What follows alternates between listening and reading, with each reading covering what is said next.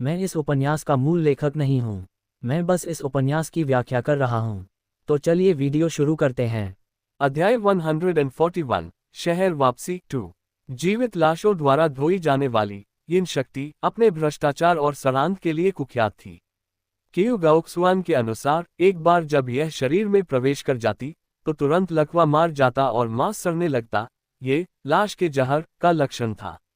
लेकिन लिन जेयू के मामले में उसकी शक्तिशाली रक्त क्यूई ने उस हमलावर शक्ति को टिकने से पहले ही कुचल दिया। उसने अपनी हथेली की ओर देखा। त्वचा पर एक हल्का बैंगनी काला रंग उभर आया था, लेकिन जब उसने दूसरे हाथ से उसे छुआ तो वहां न कोई सुन्नपन था और न ही कोई नुकसान। अब मैं समझा, जब किसी की रक्त क्यूई तीसरे रूपांतरण तक पहुंच जाती है और बाघ की तरह उग्र हो जाती है तो वह इन शक्ति के क्षरण का प्रतिरोध कर सकती है। कोई आश्चर्य नहीं कि वरिष्ठ भाई हान मो ने कहा था कि केवल इसी स्तर के योद्धा ही जीवित लाश का सामना कर सकते हैं। लिन जेयू के मन में समझ साफ हो गई। उसने जीवित लाश की शक्ति का मोटा मोटा अंदाजा लगा लिया था। जब उसके विचार दौड़ रहे थे तभी दीवार से एक कड़कड़ाती आवाज आई। वह लाश आजाद हो गई और दहाड़ते हुए फिर से उसकी ओर लपकी। अब जब वह निश्चित था कि इसकी यिन शक्ति उसे नुकसान नहीं पहुंचा सकती तो लिन जेयू ने सारी झिझक त्याग दी। धप धप धप गुफा में माउंटेन शटरिंग पाम की गूंज बिजली की तरह कड़की। वह जीवित लाश एक फटे हुए बोरे की तरह इधर उधर फिनकी जा रही थी, बार बार दीवार से टकराती और फिर दहाड़कर हमला करती।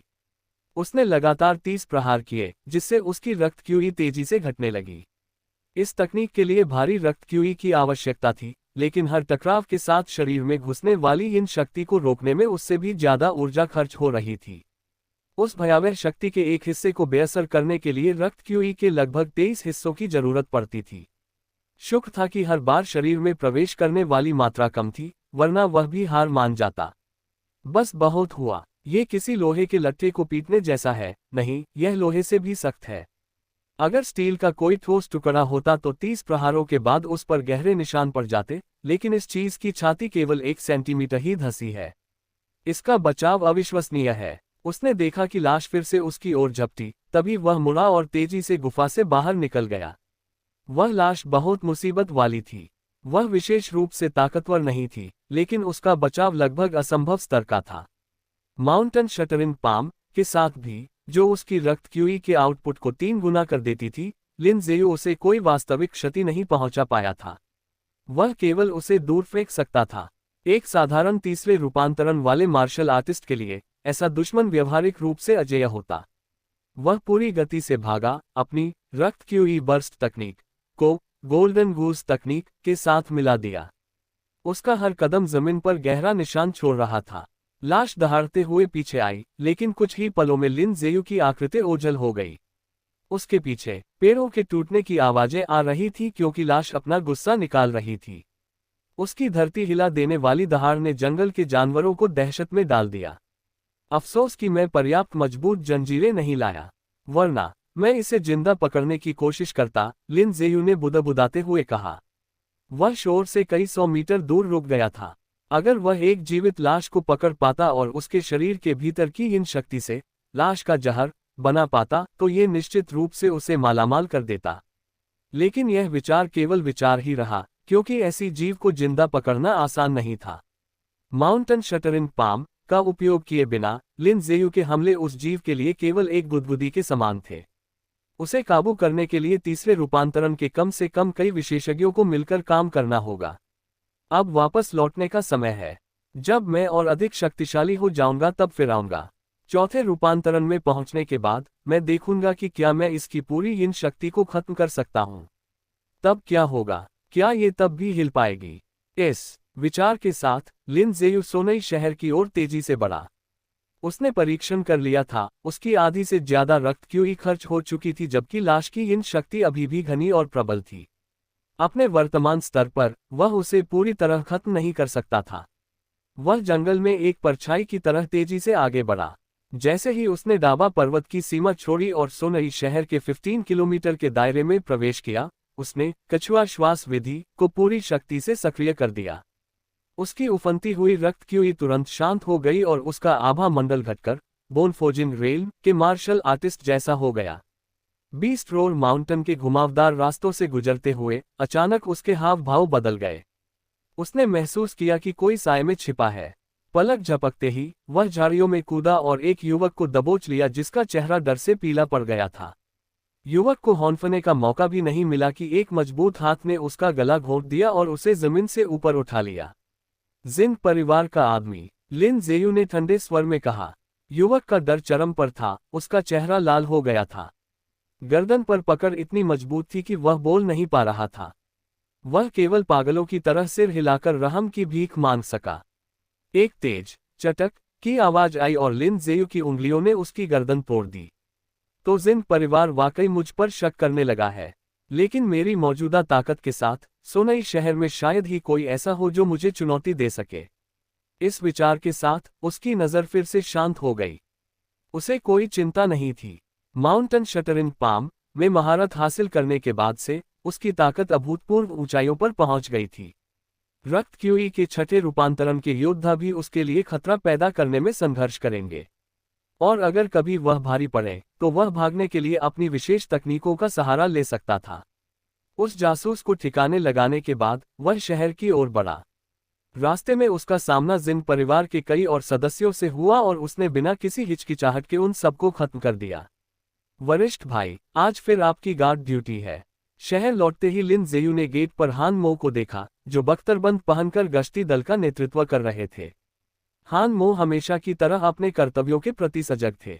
जब भी उनकी शिफ्ट होती, वे व्यक्तिगत रूप से दीवारों के बाहर गश्त करते थे। लिन जेयू को सुरक्षित देखकर हान मो ने राहत की सांस ली और पूछा, तुम पिछले कुछ दिनों से कहाँ थे?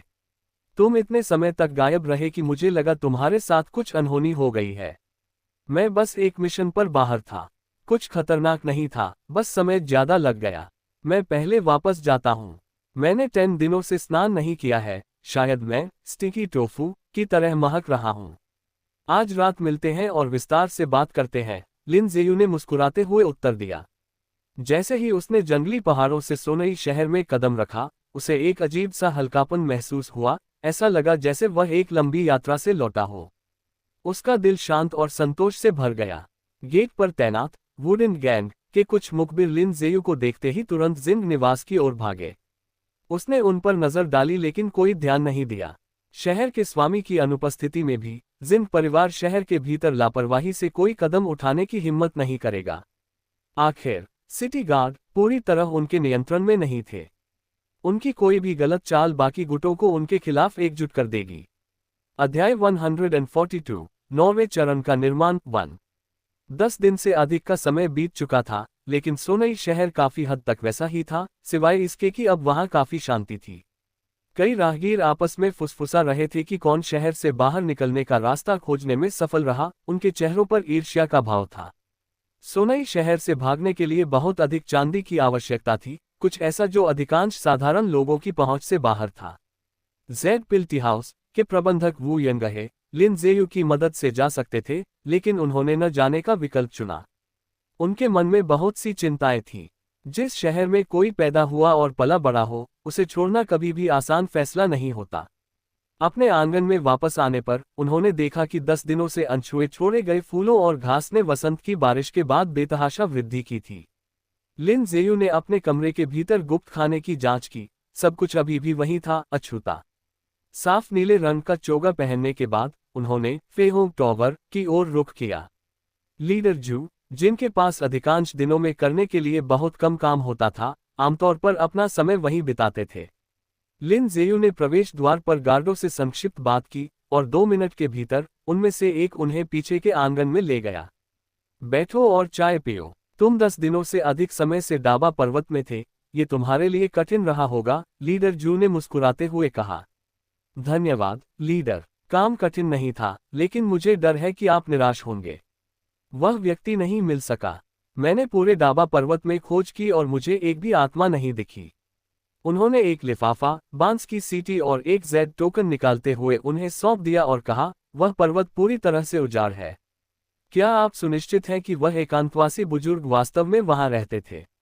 बिल्कुल। उन्होंने बहुत पहले संपर्क करने का एक तरीका छोड़ा था, ये कहते हुए कि अगर हमें कभी उनकी मदद की जरूरत पड़ी तो हम उन्हें डाबा पर्वत में पा सकते हैं। लेकिन उस वादे को 10 साल से ज्यादा हो गए हैं। ऐसा लगता है कि बुजुर्ग बहुत पहले ही चले गए हैं, जू जिंगवू ने कहा। उनका स्वर शांत था, जिसमें निराशा कम ही थी, जैसे कि उन्हें पहले से ही इस परिणाम की उम्मीद थी। उन्होंने केवल हर संभव सुराग को आजमाया था, एकांतवासी साधक को खोजने में विफल होना उनकी उम्मीदों के दायरे में ही था। क्या मेरे जाने के दौरान कुछ बड़ा हुआ है? शहर का माहौल तनावपूर्ण लग रहा है। बीस्ट रोड माउंटेन से वापस आते समय मुझे रास्ते में वुडन गैन के कई मुखबिर मिले। क्या कोई ऐसी चीज है जिसमें आपको मेरी मदद की जरूरत है? लिन जेयू ने पूछा। तुम विचारशील हो, लेकिन अभी के लिए तुम अभी भी केवल बोन फोजिन रेल में हो। तुम्हारा मुख्य कार्य प्रशिक्षण पर ध्यान केंद्रित करना और जितनी जल्दी हो सके मजबूत बनना है, जू जिंगवू ने मुस्कुराते हुए कहा। शहर के बाहर शिकार करते समय मैंने गलती से जिन परिवार के आदमियों को लान वैली में प्रवेश करते देखा। अफवाह है कि वहां नाइन नीदर सेक्ट नाम का एक पंथ दिखाई दिया है। क्या ऐसा हो सकता है कि जिन परिवार ने उनके साथ हाथ मिला लिया हो? लिन जेयू ने एक संक्षिप्त विराम के बाद कहा। हालांकि उन्हें संदेह था कि जू जिंगवू को पहले से ही पता था, फिर भी उन्होंने सावधानी के तौर पर इसका उल्लेख किया। चिंता मत करो, मैं पहले से ही अवगत हूँ। विद्रोही सेना, नाइन नीदर सेक्ट और महान वेई संघर्ष ऐसे मामले नहीं हैं जिनमें हमारे फेहो गैंग को शामिल होना चाहिए। जोखिम बहुत अधिक है। एक भी गलत कदम हमें बर्बाद कर देगा। अगर जिन परिवार दखल देना चाहता है और मुनाफे का पीछा करना चाहता है, तो उन्हें करने दो। जहां तक मोर्चों की बात है, हालात अच्छे नहीं दिख रहे हैं। लड़ाई को गुवानिंग शहर तक पहुंचने में ज्यादा समय नहीं लगेगा। तैयार रहो। अगर स्थिति बिगड़ती है तो तुम्हें तुरंत सोनई शहर छोड़ देना चाहिए, जू जिंगवू ने सहजता से उत्तर दिया। दाबा पर्वत मिशन पर अपनी रिपोर्ट पूरी करने के बाद लिन जेयू ने विदा ली। जू जिंगवू व्यस्त थे। जैसे ही लिन बाहर निकले, एक मध्यम आयु वर्ग का व्यक्ति अंदर आया, जिसके हाव भाव से तत्काल काम का संकेत मिल रहा था। लिन जेयू जिया येइम्योंग और कुछ अन्य लोगों के साथ संक्षिप्त बातचीत के लिए जेड पिल टी हाउस पर रुके और फिर घर की ओर चल दिए। रास्ते में उन्होंने ब्लड नॉरिशिंग बोन फोर्टिफाइंग काढ़े के लिए कुछ जड़ी बूटियां खरीदी, ताकि कीमतें फिर से बढ़ने से पहले स्टॉक जमा किया जा सके। उस शाम लिन जेयू के आंगन में अलाव जलते ही चटकने की आवाजें हवा में गूंजने लगीं।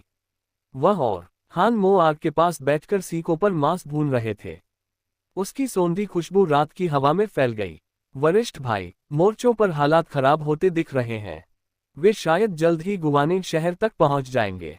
आपको अपने पिता और पत्नी को फेहो गैंग के काफिले के साथ जाने के लिए तैयार रखना चाहिए, लिन जेयू ने मांस चबाते हुए कहा। वे पहले से ही पैकिंग कर चुके हैं और किसी भी समय निकल सकते हैं। एक बार जब वे बाफांग शहर पहुंच जाएं, तो मुझे उनकी देखभाल करने के लिए तुम्हें कष्ट देना होगा, हान मो ने उत्तर दिया। सिटी गार्ड के सदस्य होने के नाते हान मो खुद नहीं जा सकते थे, और न ही उनके परिवार के अधिकांश सदस्य। उनके माता पिता, पत्नी और बच्चों के जाने का एकमात्र कारण ये था कि लिन जेयू ने चेन परिवार के संपर्कों के माध्यम से इसकी व्यवस्था की थी। बिल्कुल नहीं, यह आपके लिए मैं कम से कम इतना तो कर ही सकता हूँ, वरिष्ठ भाई, लिन जेयू ने पूरी गंभीरता से कहा। हान मो ने पहले भी कई बार उनकी मदद की थी, इसलिए उनके परिवार की देखभाल करना कोई बोझ नहीं था। काफी समय हो गया है जब हमने आखिरी बार मुकाबला किया था, हान मो ने भोजन के बाद खड़े होते हुए कहा। देखते हैं कि तुम्हारी सिक्सफोल्ड सेबर तकनीक कैसी चल रही है।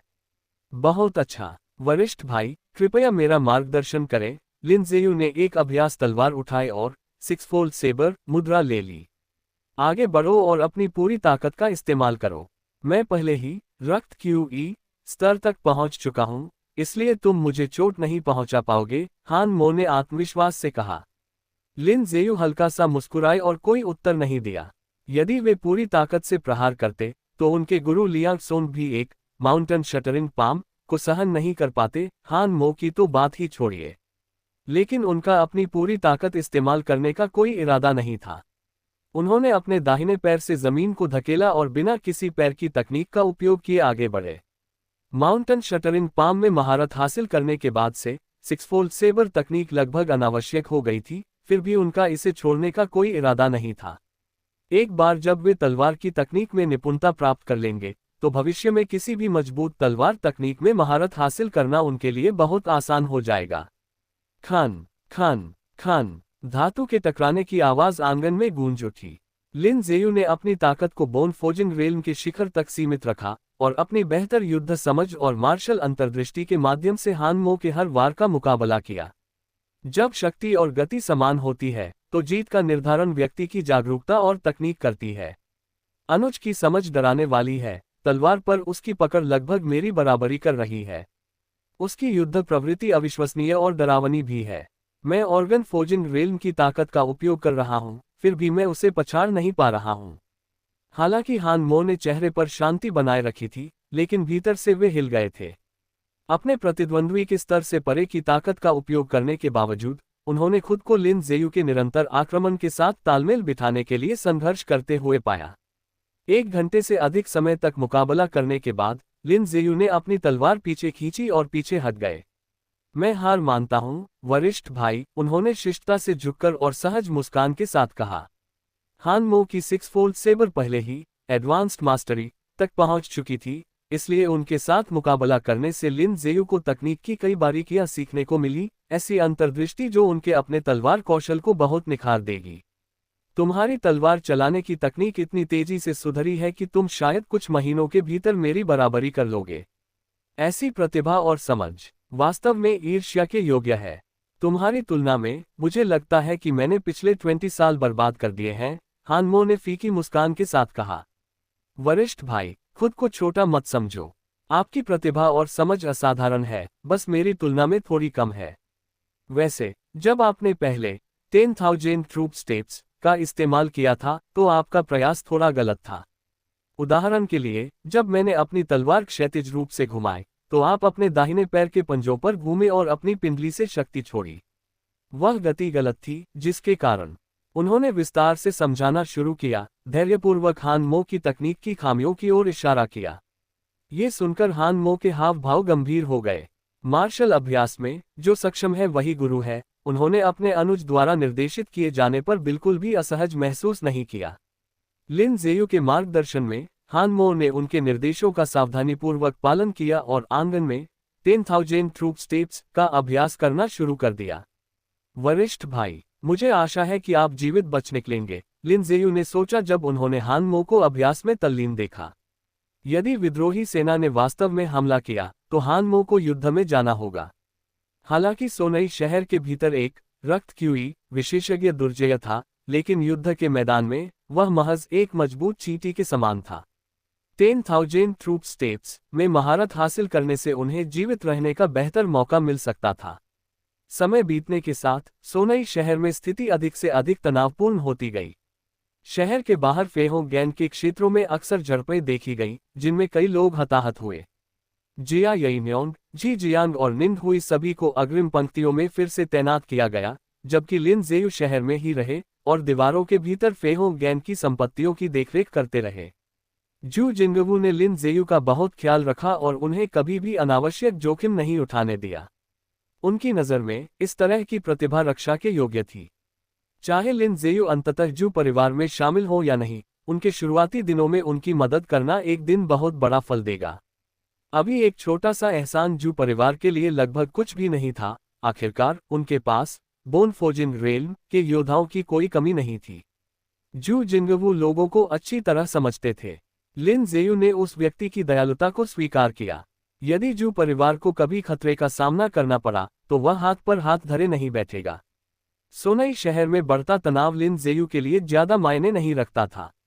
जिन परिवार ने एक बार उनका पीछा करने के लिए लोग भेजे थे, जिनमें से कई मारे गए, लेकिन ऐसा लगता था कि वे उन्हें केवल एक बोन फोजिन रेल्म का मार्शल आर्टिस्ट मानते थे, जो वास्तविक परेशानी पैदा करने में असमर्थ था।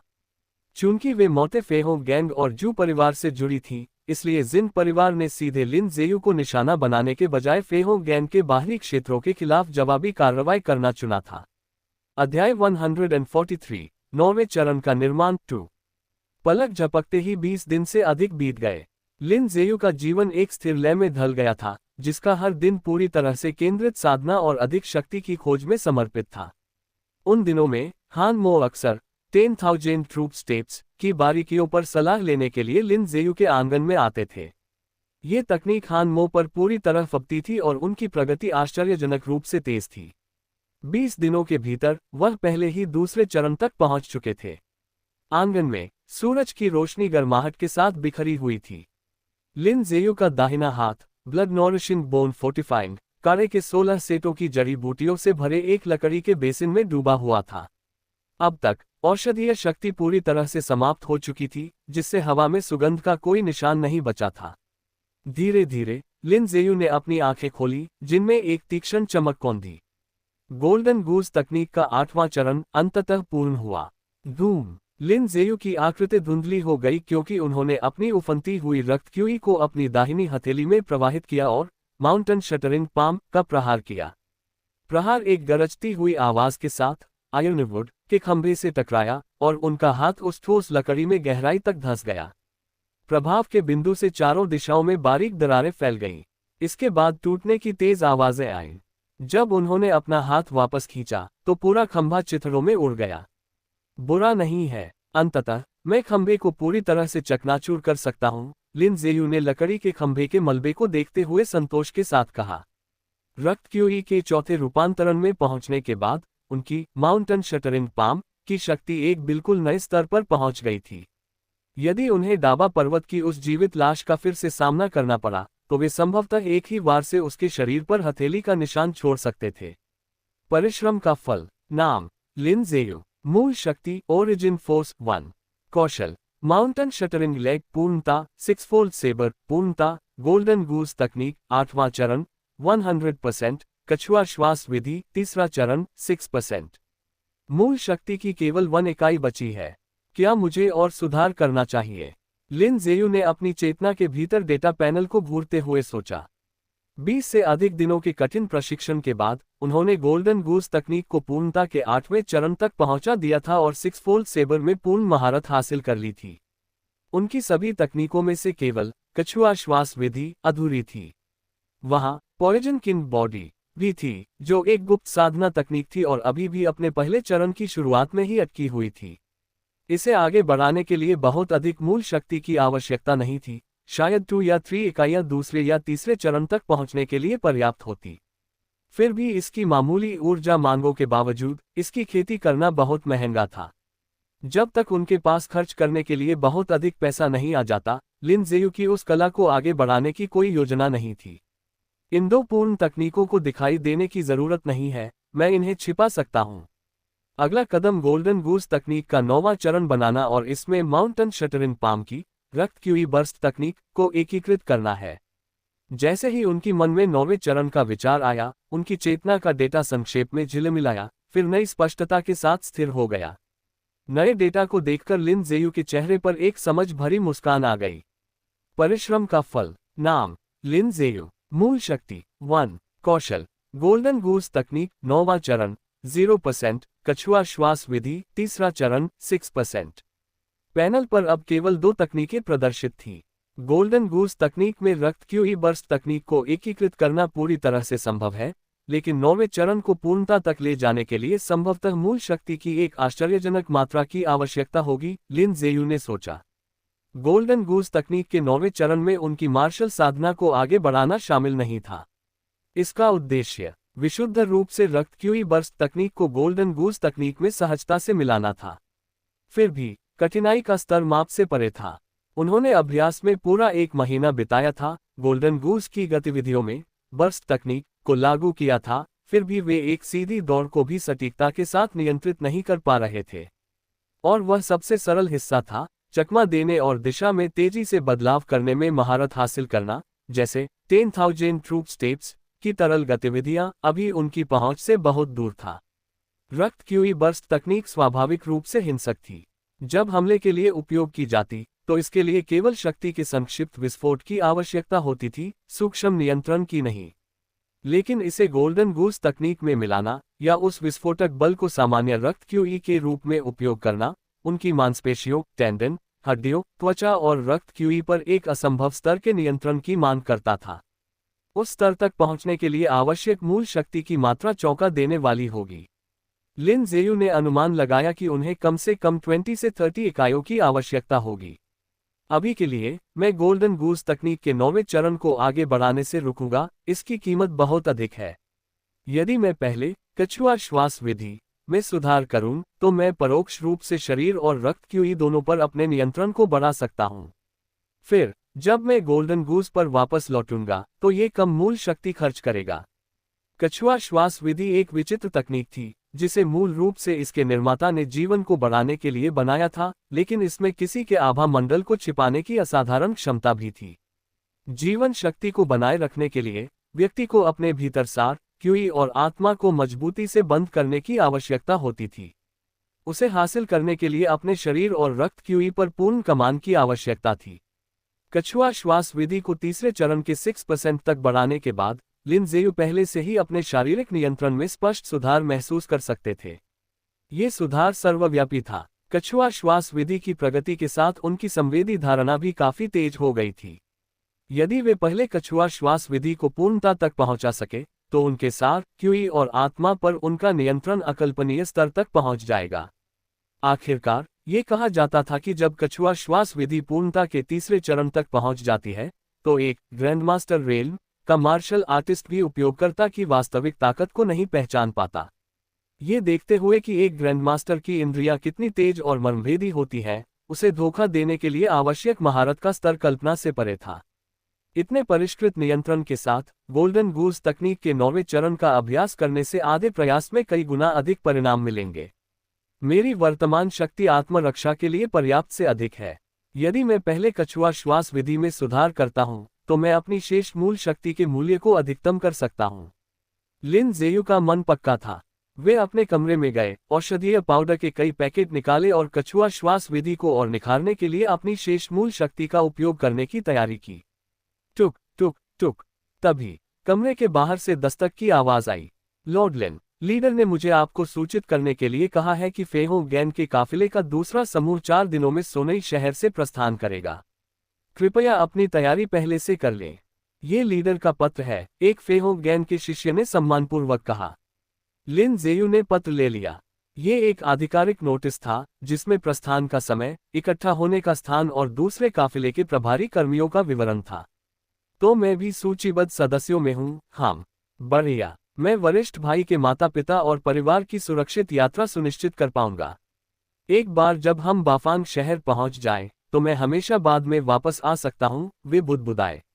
उन्होंने एक नया चोगा पहना, पत्र को अपनी छाती में दबाया और अपने वरिष्ठ भाई को सूचित करने के लिए हान निवास की ओर चल दिए।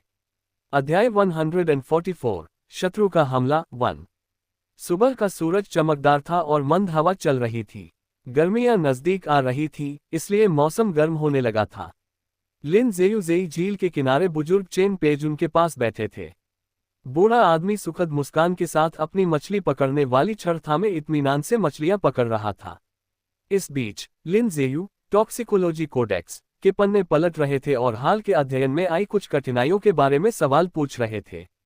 उन्हें टॉक्सिकोलॉजी कोडेक्स का अध्ययन शुरू किए आधा साल हो गया था और उन्होंने विषमार्ग की कुछ समझ हासिल कर ली थी।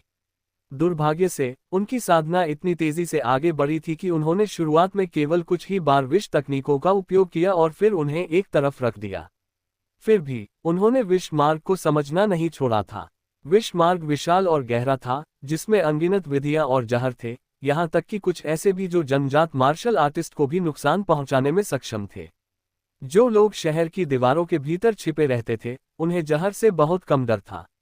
लेकिन एक बार जब कोई मार्शल वर्ल्ड में कदम रखता है, तो सावधानी आवश्यक थी।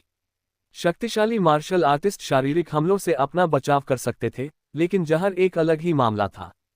आप कभी नहीं जान सकते थे कि आपका प्रतिद्वंद्वी किस तरह का घातक जहर लेकर चल रहा है। विषाक्त पदार्थों और उनके काट के बारे में अधिक सीखकर लिन ज़ेयू ये सुनिश्चित कर सकते थे कि वे केवल लापरवाही के कारण अपने से कमजोर लोगों के जहर का शिकार न बने।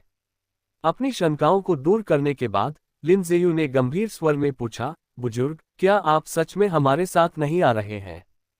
वह बूढ़े आदमी को सोनई शहर छोड़कर उनके साथ बाफांग शहर जाने के लिए आमंत्रित करना चाहते थे। उन्हें मिली जानकारी के अनुसार विद्रोही सेना गुवानिंग शहर पर हमला करने की तैयारी कर रही थी। एक बार जब वे उस पर कब्जा कर लेंगे, तो उनका अगला लक्ष्य सोनई शहर होगा।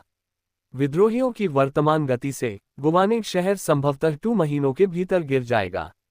मैं नहीं जाऊंगा। मेरी उम्र में मैं पहले से ही आधा जमीन में गड़ा हुआ हूं। मैं बाफांग शहर तक पहुंचने के लिए इतनी कठिनाई क्यों सहूं? बूढ़े आदमी ने अपना सिर हिलाते हुए कहा। लिन जेयू ने अपनी आंखें घुमाई और जवाब देने से खुद को रोका। आधा जमीन में गड़ा हुआ है, और फिर भी वह संगीत और शराब के लिए हर रात 100 फ्लावर्स पवेलियन जाता है। ये बूढ़ा आदमी अधिकांश युवाओं की तुलना में कहीं अधिक फुर्तीला है। ठीक है, तब कृपया अपना ख्याल रखें। आपके प्रतिशोध की जिम्मेदारी मुझ पर छोड़ दें। जब मैं और मजबूत हो जाऊंगा तो मैं आपके लिए झाओ गुवानबिन को मार डालूंगा और आपका बदला लूंगा, लिन जेयू ने गंभीरता से कहा। वह हाल ही में झाओ गुवानबिन की गतिविधियों पर गुप्त रूप से नजर रख रहे थे और उन्हें कुछ सुराग भी मिले थे। उन्हें बस कार्रवाई करने के लिए सही समय की तलाश थी। तुम्हें अपनी साधना पर ध्यान देना चाहिए और मजबूत होने तक इंतजार करना चाहिए। मैं तुम्हें टॉक्सिकोलॉजी कोडेक्स सौंप रहा हूं। इसे आगे बढ़ाना याद रखना। जब तुम शक्तिशाली होगे तो इसमें दी गई विष तकनीकों का उपयोग करना और अपना खुद का गुट बनाना काफी आसान होगा, चेन पेजुन ने धीरे से कहा। टॉक्सिकोलॉजी कोडेक्स अत्यंत मूल्यवान था। इस युग में ज्ञान ही शक्ति और धन था। इसमें मौजूद जहर के ज्ञान और लिन जेयू की क्षमताओं के साथ झाओ परिवार के बराबर का गुट बनाना आसान होता। कोडेक्स में विस्तार से बताए गए जहर ऐसे गुट के लिए धन का निरंतर स्रोत बन सकते थे।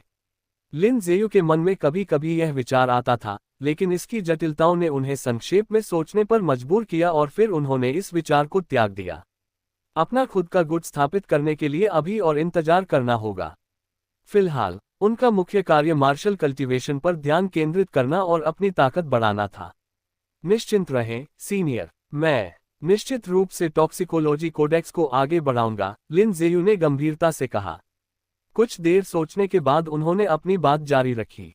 सीनियर, विद्रोही सेना सोनई शहर पर हमला करने वाली है और यह उनके हाथों में गिर सकता है। इसलिए मैं मास्टर लियांग सोन के बारे में पूछना चाहता था। क्या आप मुझे बता सकते हैं कि वे कहाँ हो सकते हैं? लियांग सोन को गए हुए लगभग आधा साल हो गया था और वे वापस नहीं आए थे। जब वे गए थे तो उनके हाव भाव से लगा था कि वे शायद वापस न लौटें, इसलिए लिन जेयू उनकी सुरक्षा के लिए कुछ हद तक चिंतित थे। कोई बात नहीं, मैं तुम्हें बता सकता हूँ। चूंकि तुम वैसे भी बाफांग शहर जा रहे हो, तुम वहां पूछताछ कर सकते हो। भाग्य के साथ तुम उनसे मिल भी सकते हो। लियांग सोन केवल एक उपनाम है। मैं उनका असली नाम नहीं जानता और उनके कई दुश्मन हैं। पिछले दशक में उन्होंने संभवतः आसपास के कई शहरों में दुश्मनों को खत्म कर दिया है, केवल बाफांग शहर में सबसे ताकतवर दुश्मन बचा है। मैं नहीं जानता कि वह कौन है। मैं केवल इतना जानता हूं कि बाफांग शहर में उन्हें एक शक्तिशाली दुश्मन का सामना करना है। यदि तुम वहां जाकर ढूंढोगे तो हो सकता है कि वे मर चुके हों या वे अभी भी छिपे हों। लेकिन जितना मैं उन्हें जानता हूं, वे कछुए की तरह हैं, बहुत धैर्यवान, मुझसे भी ज्यादा। उन्होंने शायद अभी तक कोई कदम नहीं उठाया होगा, चेन पेजुन ने शांति से कहा। धन्यवाद, सीनियर। लिन जेयू ने हाथ जोड़कर चेन पेजुन को प्रणाम किया। उन्हें उम्मीद नहीं थी कि मास्टर लियांग सोन बाफांग शहर गए होंगे, जिससे उनकी लंबी अनुपस्थिति का कारण समझ में आ गया। बाफांग शहर सोनई शहर से दूर था, जो पहाड़ों और कई कस्बों से अलग था। एक सामान्य काफिले की गति से वहां पहुंचने में 1 महीने से अधिक, लगभग 2 महीने लगेंगे।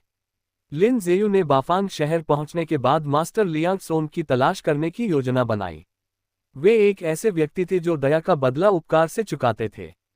यदि संभव हुआ तो वे मार्शल तकनीक सिखाने के बदले मास्टर लियांग का बदला भी लेंगे।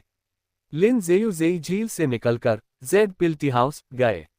जिया येइन्योंग और अन्य लोग वहां मौजूद नहीं थे, लेकिन वे भी इस यात्रा पर जा रहे थे। आने वाले समय में उन्हें खुले में खाना और सोना होगा, इसलिए फिलहाल वे 100 फ्लावर्स पवेलियन में आनंद ले रहे थे।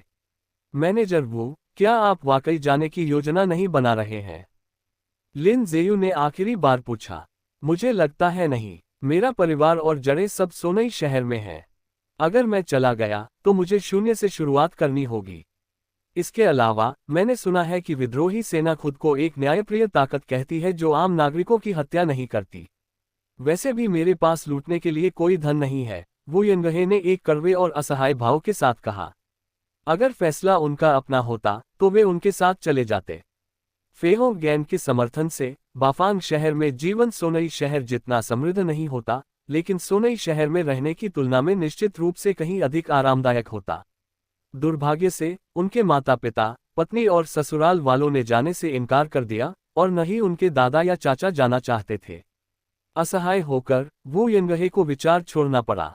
तो फिर अपना ख्याल रखना, लिन जेयू ने कहा। लिन जेयू ने जेड पिल टी हाउस में कुछ समय बिताया, कहानीकारों को सुना और फिर निकल गए। अपने छोटे से आंगन में वापस आकर उन्होंने अपने प्रशिक्षण के कपड़े पहने और सोनई शहर से प्रस्थान किया। हालांकि वे आधिकारिक तौर पर परसों रवाना होने वाले थे, फिर भी उन्होंने हर दिन अपना अधिकांश समय हमेशा की तरह मार्शल ट्रेनिंग के लिए समर्पित किया। लिन जेयू जंगली पहाड़ों में दाखिल हुए। एक तेज गति के साथ उन्होंने अपनी रक्त क्यूई को अपने पैरों में प्रवाहित किया, गोल्डन गूस तकनीक को सक्रिय करते हुए रक्त क्यूई बर्स्ट तकनीक का उपयोग किया। उनकी पूरी आकृति आश्चर्यजनक गति से आगे बढ़ी। माउंटेन शटरिंग लेग को पूर्णता तक साधने के बाद उनके पैर अपनी मांसपेशियों, टेंडन, त्वचा या हड्डियों को नुकसान पहुंचाए बिना रक्त क्यूई के विस्फोटक उछाल को पूरी तरह से सहन कर सकते थे। हालांकि वर्तमान में वह इसका उपयोग केवल सीधी रेखाओं में यात्रा करने के लिए कर सकते थे और तब भी उनका नियंत्रण अभी भी कुछ हद तक अपरिष्कृत था। यदि आगे कोई बाधा आती तो वे अक्सर खुद को उससे टकराने से नहीं रोक पाते थे। धूम! एक गरजती हुई आवाज आई क्योंकि उनके रास्ते में आने वाला एक बड़ा पेड़ उनके मुंह से टुकड़ों टुकड़ों में टूट गया। कुछ ही पल पहले वे लगभग उससे टकराने वाले थे। सरसराहट की आवाजें धीरे से गूंजी। लान वैली के बाहर जमीन पर घना कोहरा छाया हुआ था। लिन जेयू एक बार फिर उस क्षेत्र की घेराबंदी करने आए थे। 20 से अधिक दिनों से वे अक्सर लान वैली के प्रवेश द्वार पर पहरा देते थे, लेकिन कोई फायदा नहीं हुआ। लान वैली के भीतर के डाकू, साथ ही जिन परिवार, जानते थे कि ये प्रवेश द्वार खुल चुका है और उन्होंने इसके बजाय अन्य रास्तों का उपयोग करना शुरू कर दिया था। 10-12 दिन पहले लिन जेयू ने लान वैली के कुछ डाकुओं का पीछा किया था और एक और गुप्त प्रवेश द्वार खोज लिया था। कई दिनों की घेराबंदी के बाद वे चांदी के 200 टेल्स से अधिक मूल्य के सामान का एक और जत्था लूटने में कामयाब रहे, लेकिन जल्द ही उस प्रवेश द्वार पर भी आवाजाही कम हो गई। ये लोग बेहद चालाक थे। लान वैली के इतने सारे प्रवेश द्वारों और अकेले काम करने वाले लिन जेयू के लिए घात लगाकर बैठने से किसी बड़े शिकार को पकड़ना मुश्किल था। महज एक संयोग से पिछली बार उनका सामना जिन परिवार से, नाइन नीदर सेक्ट के साथ उनके सौदे के ठीक बाद हुआ था और उन्हें कई हजार टेल्स चांदी प्राप्त हुई थी। लिन जेयू के लिए वह भाग्य का एक अविश्वसनीय प्रहार था, लेकिन ऐसा लग रहा था कि उस एक अप्रत्याशित लाभ ने उनकी सारी किस्मत खर्च कर दी थी। उसके बाद से उनका सामना किसी बड़े शिकार से नहीं हुआ था। क्या होगा अगर मैं बस चुपके से अंदर चला जाऊं? उस मंदिर के भीतर निश्चित रूप से मूल्यवान वस्तुएं होंगी, लिन जेयू ने विचारपूर्वक बुदबुदाया। वर्तमान में उनके पास 3186 टेल्स की बचत थी, साथ ही ब्लड नॉरिशिंग बोन फोर्टिफाइंग काढ़े के पाउडर के 13 सेट थे। ये एक बड़ी राशि लग रही थी, लेकिन एक बार जब वे खर्च करना शुरू करते तो ये लंबे समय तक नहीं चलती। बाफांग शहर पहुंचने के बाद उन्हें अभी भी एक शक्तिशाली साधना तकनीक खरीदने का रास्ता खोजना होगा। यहां तक कि साधारण ब्लड क्यूई रेल्म तकनीकों की कीमत 700 या 800 टेल्स चांदी हो सकती है, जबकि वे तकनीकें जो ड्रैगन ट्रांसफॉर्मेशन तक साधना कर सकती हैं, उनके लिए कई हजार की आवश्यकता होती है। वास्तव में ऐसी तकनीकें खरीदी भी जा सकती हैं या नहीं, यह अनिश्चित था। नहीं, मैं वह जोखिम नहीं उठा सकता। नाइन नीदर सेक्ट बहुत ही अजीब है। उनके पास अप्रत्याशित साधन हो सकते हैं।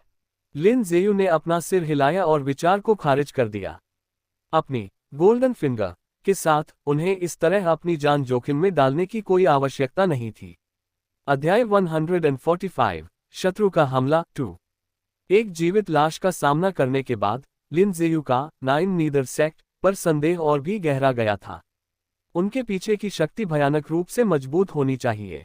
वह रक्त क्यूई स्तर के केवल एक छोटे से पात्र थे, इसलिए ऐसी शक्तियों के साथ न उलझना ही बेहतर था।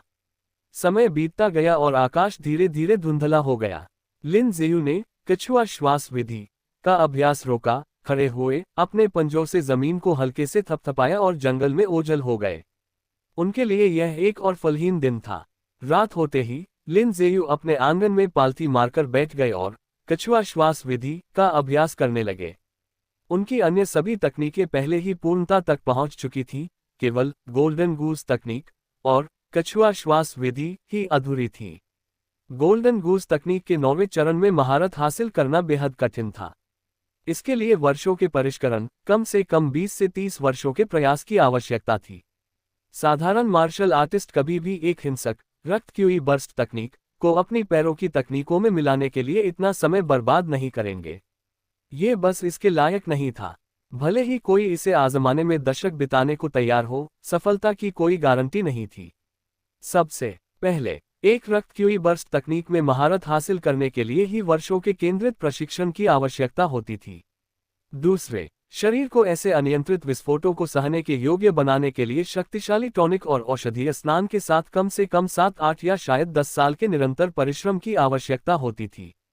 अंत में, बर्स्ट तकनीक को सफलतापूर्वक एकीकृत करने से पहले पैरों की तकनीकों में महारत हासिल करनी पड़ती थी। ये प्रक्रिया अत्यधिक कठिन थी। एक भी शर्त में विफल होने का अर्थ था निश्चित विफलता। कोई भी साधारण व्यक्ति इसे पूरा नहीं कर सकता था। केवल लिन ज़ेयू अपनी गोल्डन फिंगर के आशीर्वाद से ऐसा महत्वाकांक्षी विचार पालने का साहस कर सकते थे। विरल तारों के बीच चंद्रमा चमक रहा था। पीली चांदनी चांदी के पर्दे की तरह फैली हुई थी, जिसने पूरे आंगन को ढक लिया था। लिन ज़ेयू की छाती धीरे धीरे ऊपर नीचे हो रही थी, उनकी सांस गहरी और स्थिर थी। उनका आभा मंडल इतना सूक्ष्म हो गया था कि उसे एक साधारण व्यक्ति से अलग नहीं किया जा सकता था। फिर से अपने कहानीकार के चोगे में, वह एक ऐसे विद्वान की तरह दिखते जो एक मुर्गे को बांधने के लिए भी बहुत कमजोर हो। अचानक लिन ज़ेयू के कान फड़फड़ाए। उन्होंने अपनी आंखें खोली और दूर रात के आकाश की ओर देखा। आग का एक गोला ऊपर की ओर उठा और आकाश में फट गया, जो बहुत ही शानदार और चकाचौंध करने वाला था। वह झाओ परिवार का क्षेत्र लग रहा है। क्या उन पर हमला हुआ है? लिन ज़ेयू थोड़ा हैरान थे। वे उठे, अपने कमरे में गए, काले कपड़ों में बदल गए, अपना चेहरा एक काले कपड़े से ढका और रात में ओझल हो गए। ऐसा दिलचस्प कुछ अक्सर नहीं होता था। वह जाकर एक नज़र कैसे नहीं डालते। ये प्रतिष्ठित परिवार पूरी तरह से अमीर थे, शायद वह इस अराजकता का फायदा भी उठा सकते थे। शू, रात के सन्नाटे में कई काली आकृतियां इधर उधर भाग रही थीं। अंधेरे में छिपे हुए लिन ज़ेयू ने अपनी कछुआ श्वास विधि का पूरी शक्ति से उपयोग किया, जिससे उनका आभा मंडल पूरी तरह दब गया। गोल्डन गूस तकनीक के साथ मिलकर वे बिना किसी आवाज के चुपचाप आगे बढ़े। उन्होंने रक्त क्यूई बर्स्ट तकनीक का उपयोग करने से परहेज किया क्योंकि वे अभी भी इसे अच्छी तरह से नियंत्रित नहीं कर पा रहे थे। हालांकि इससे बहुत गति मिलती थी, लेकिन यह बहुत शोर पैदा करती थी। जब तक वे उस स्थान पर पहुंचे जहां सिग्नल दागा गया था, हमलावर जा चुके थे। तो ये वाकई झाओ परिवार का निवास है। हालांकि यह एक गौण शाखा का है, लेकिन मुख्य शाखा का निवास इसके ठीक बगल में है। जिसने हमला किया है वह वाकई साहसी है, लिन ज़ेयू ने बुदबुदाते हुए कहा। झाओ परिवार में अफरा तफरी मची थी और कड़ी सुरक्षा थी। पहरेदार क्रॉसबो थामे तैयार खड़े थे। हमला करने की कोशिश करने वाला कोई भी व्यक्ति तुरंत तीरों से छलनी हो जाता। शहर के गश्ती सैनिक भी एक के बाद एक पहुंच रहे थे। अराजकता का फायदा उठाने का कोई मौका न देखकर लिन ज़ेयू भागती हुई आकृति के पीछे चले गए। वह कौन हो सकता है? क्या वह जू, रेन या चेन परिवार का कोई व्यक्ति हो सकता है? उन्होंने चारों ओर नजर डाली और कम से कम 5 अन्य लोगों को देखा, जो उत्सुकतावश दूर से पीछा कर रहे थे। अचानक रात के आकाश में अलग अलग दिशाओं से कई और फ्लेयर उठे, जो शानदार आतिशबाजी की तरह फूट पड़े। संकेतों को देखते हुए 2 फेहों गैंग के थे, एक 9 स्टॉर्स गैंग का और 2 वुडन गैंग के। लिन ज़ेयू रुक गए, उनका चेहरा आश्चर्य से भरा था। कोई मुसीबत खड़ी कर रहा है, लिन ज़ेयू ने दबी आवाज में कहा। सोनई शहर सख्त पहरे में था और अंदर आने या बाहर जाने वाले किसी भी व्यक्ति का बारीकी से निरीक्षण किया जाता था, इसलिए बाहरी लोगों के लिए चुपके से अंदर आना लगभग असंभव था। इन हमलों के पीछे सोनई शहर के प्रतिष्ठित परिवारों में से ही कोई एक था, हालांकि यह स्पष्ट नहीं था कि इसे किसने आयोजित किया था। लिन ज़ेयू को जिन परिवार पर संदेह था, केवल उनके पास ही इस तरह के कदम के लिए ताकत और महत्वाकांक्षा थी। एक तेज गति के साथ वे उन क्षेत्रों में से एक की ओर बढ़े जहां फेहों गैंग का संकट संकेत दागा गया था। 2 सिग्नल स्थान जू और चेन परिवारों के थे। लिन ज़ेयू ने जू संपत्ति पर न जाने का फैसला किया। जू परिवार के पास बहुत सारे विशेषज्ञ और मजबूत सुरक्षा थी, इसलिए उन्हें उनकी मदद की जरूरत नहीं होगी। इसके बजाय वे चेन परिवार के सिग्नल स्थल की ओर बढ़े। चेन परिवार के पाइन फ्लोवर आंगन में, जो चेन परिवार के माध्यमिक आवासों में से एक था। हमलावर सतर्क थे, वे जानते थे कि मुख्य शाखा का निवास अच्छी तरह से सुरक्षित और विशेषज्ञों से भरा है, इसलिए उन्होंने इसके बजाय गौण शाखा को निशाना बनाया। हालांकि परिवार के अधिकांश सदस्यों को पहले ही वहां से निकाल लिया गया था, लेकिन उनके लगभग 5वें हिस्से के लोग अभी भी वहीं थे। जो लोग पीछे रह गए थे वे कुलीन थे, जिन्हें सोनई शहर में चेन परिवार की संपत्ति को सुरक्षित करने और काम खत्म करने का काम सौंपा गया था। सन दर्जनों तीर चले जब एक काली आकृति पाइनफ्लावर आंगन से कूदी और तेजी से रात के अंधेरे में गायब हो गई। हे, मुझे पकड़ने की कोशिश कर रहे हो? सपने देखते रहो। उस काली आकृति ने आकाश में उठते फ्लेयर की ओर देखा और ठंडी मुस्कान दी। कुछ ही पलों बाद उसके पीछे से कई आकृतियां निकली, जो अविश्वसनीय गति से उसका पीछा कर रही थी। के अगर तुम मुझे पकड़ना चाहते हो तो तुम्हें अगले 100 साल तक प्रशिक्षण लेना होगा। एक कर्कश तीखी हंसी गूंज उठी क्योंकि वह आदमी बेतहाशा अहंकार के साथ बोला। वह जानबूझकर रुका, तब तक इंतजार किया जब तक कि पीछे आ रहे 2 लोग 10 मीटर के दायरे में न आ जाएं, और फिर से तेजी से दूर भाग गया, जिससे दूरी और बढ़ गई। ऐसा लग रहा था मानो वह चेन परिवार के दोनों पीछा करने वालों का बेकार मूर्ख कहकर मजाक उड़ा रहा हो। सावधान रहो, ऐसा लगता है कि वह हमें जानबूझकर फुसला रहा है। बाईं ओर के बुजुर्ग ने गंभीरता से चेतावनी दी। वह चेन परिवार का रक्त QE स्तर का विशेषज्ञ था, जो पहले रूपांतरण तक पहुंच चुका था और उसे पैरों की तकनीकों पर गहरी महारत हासिल थी।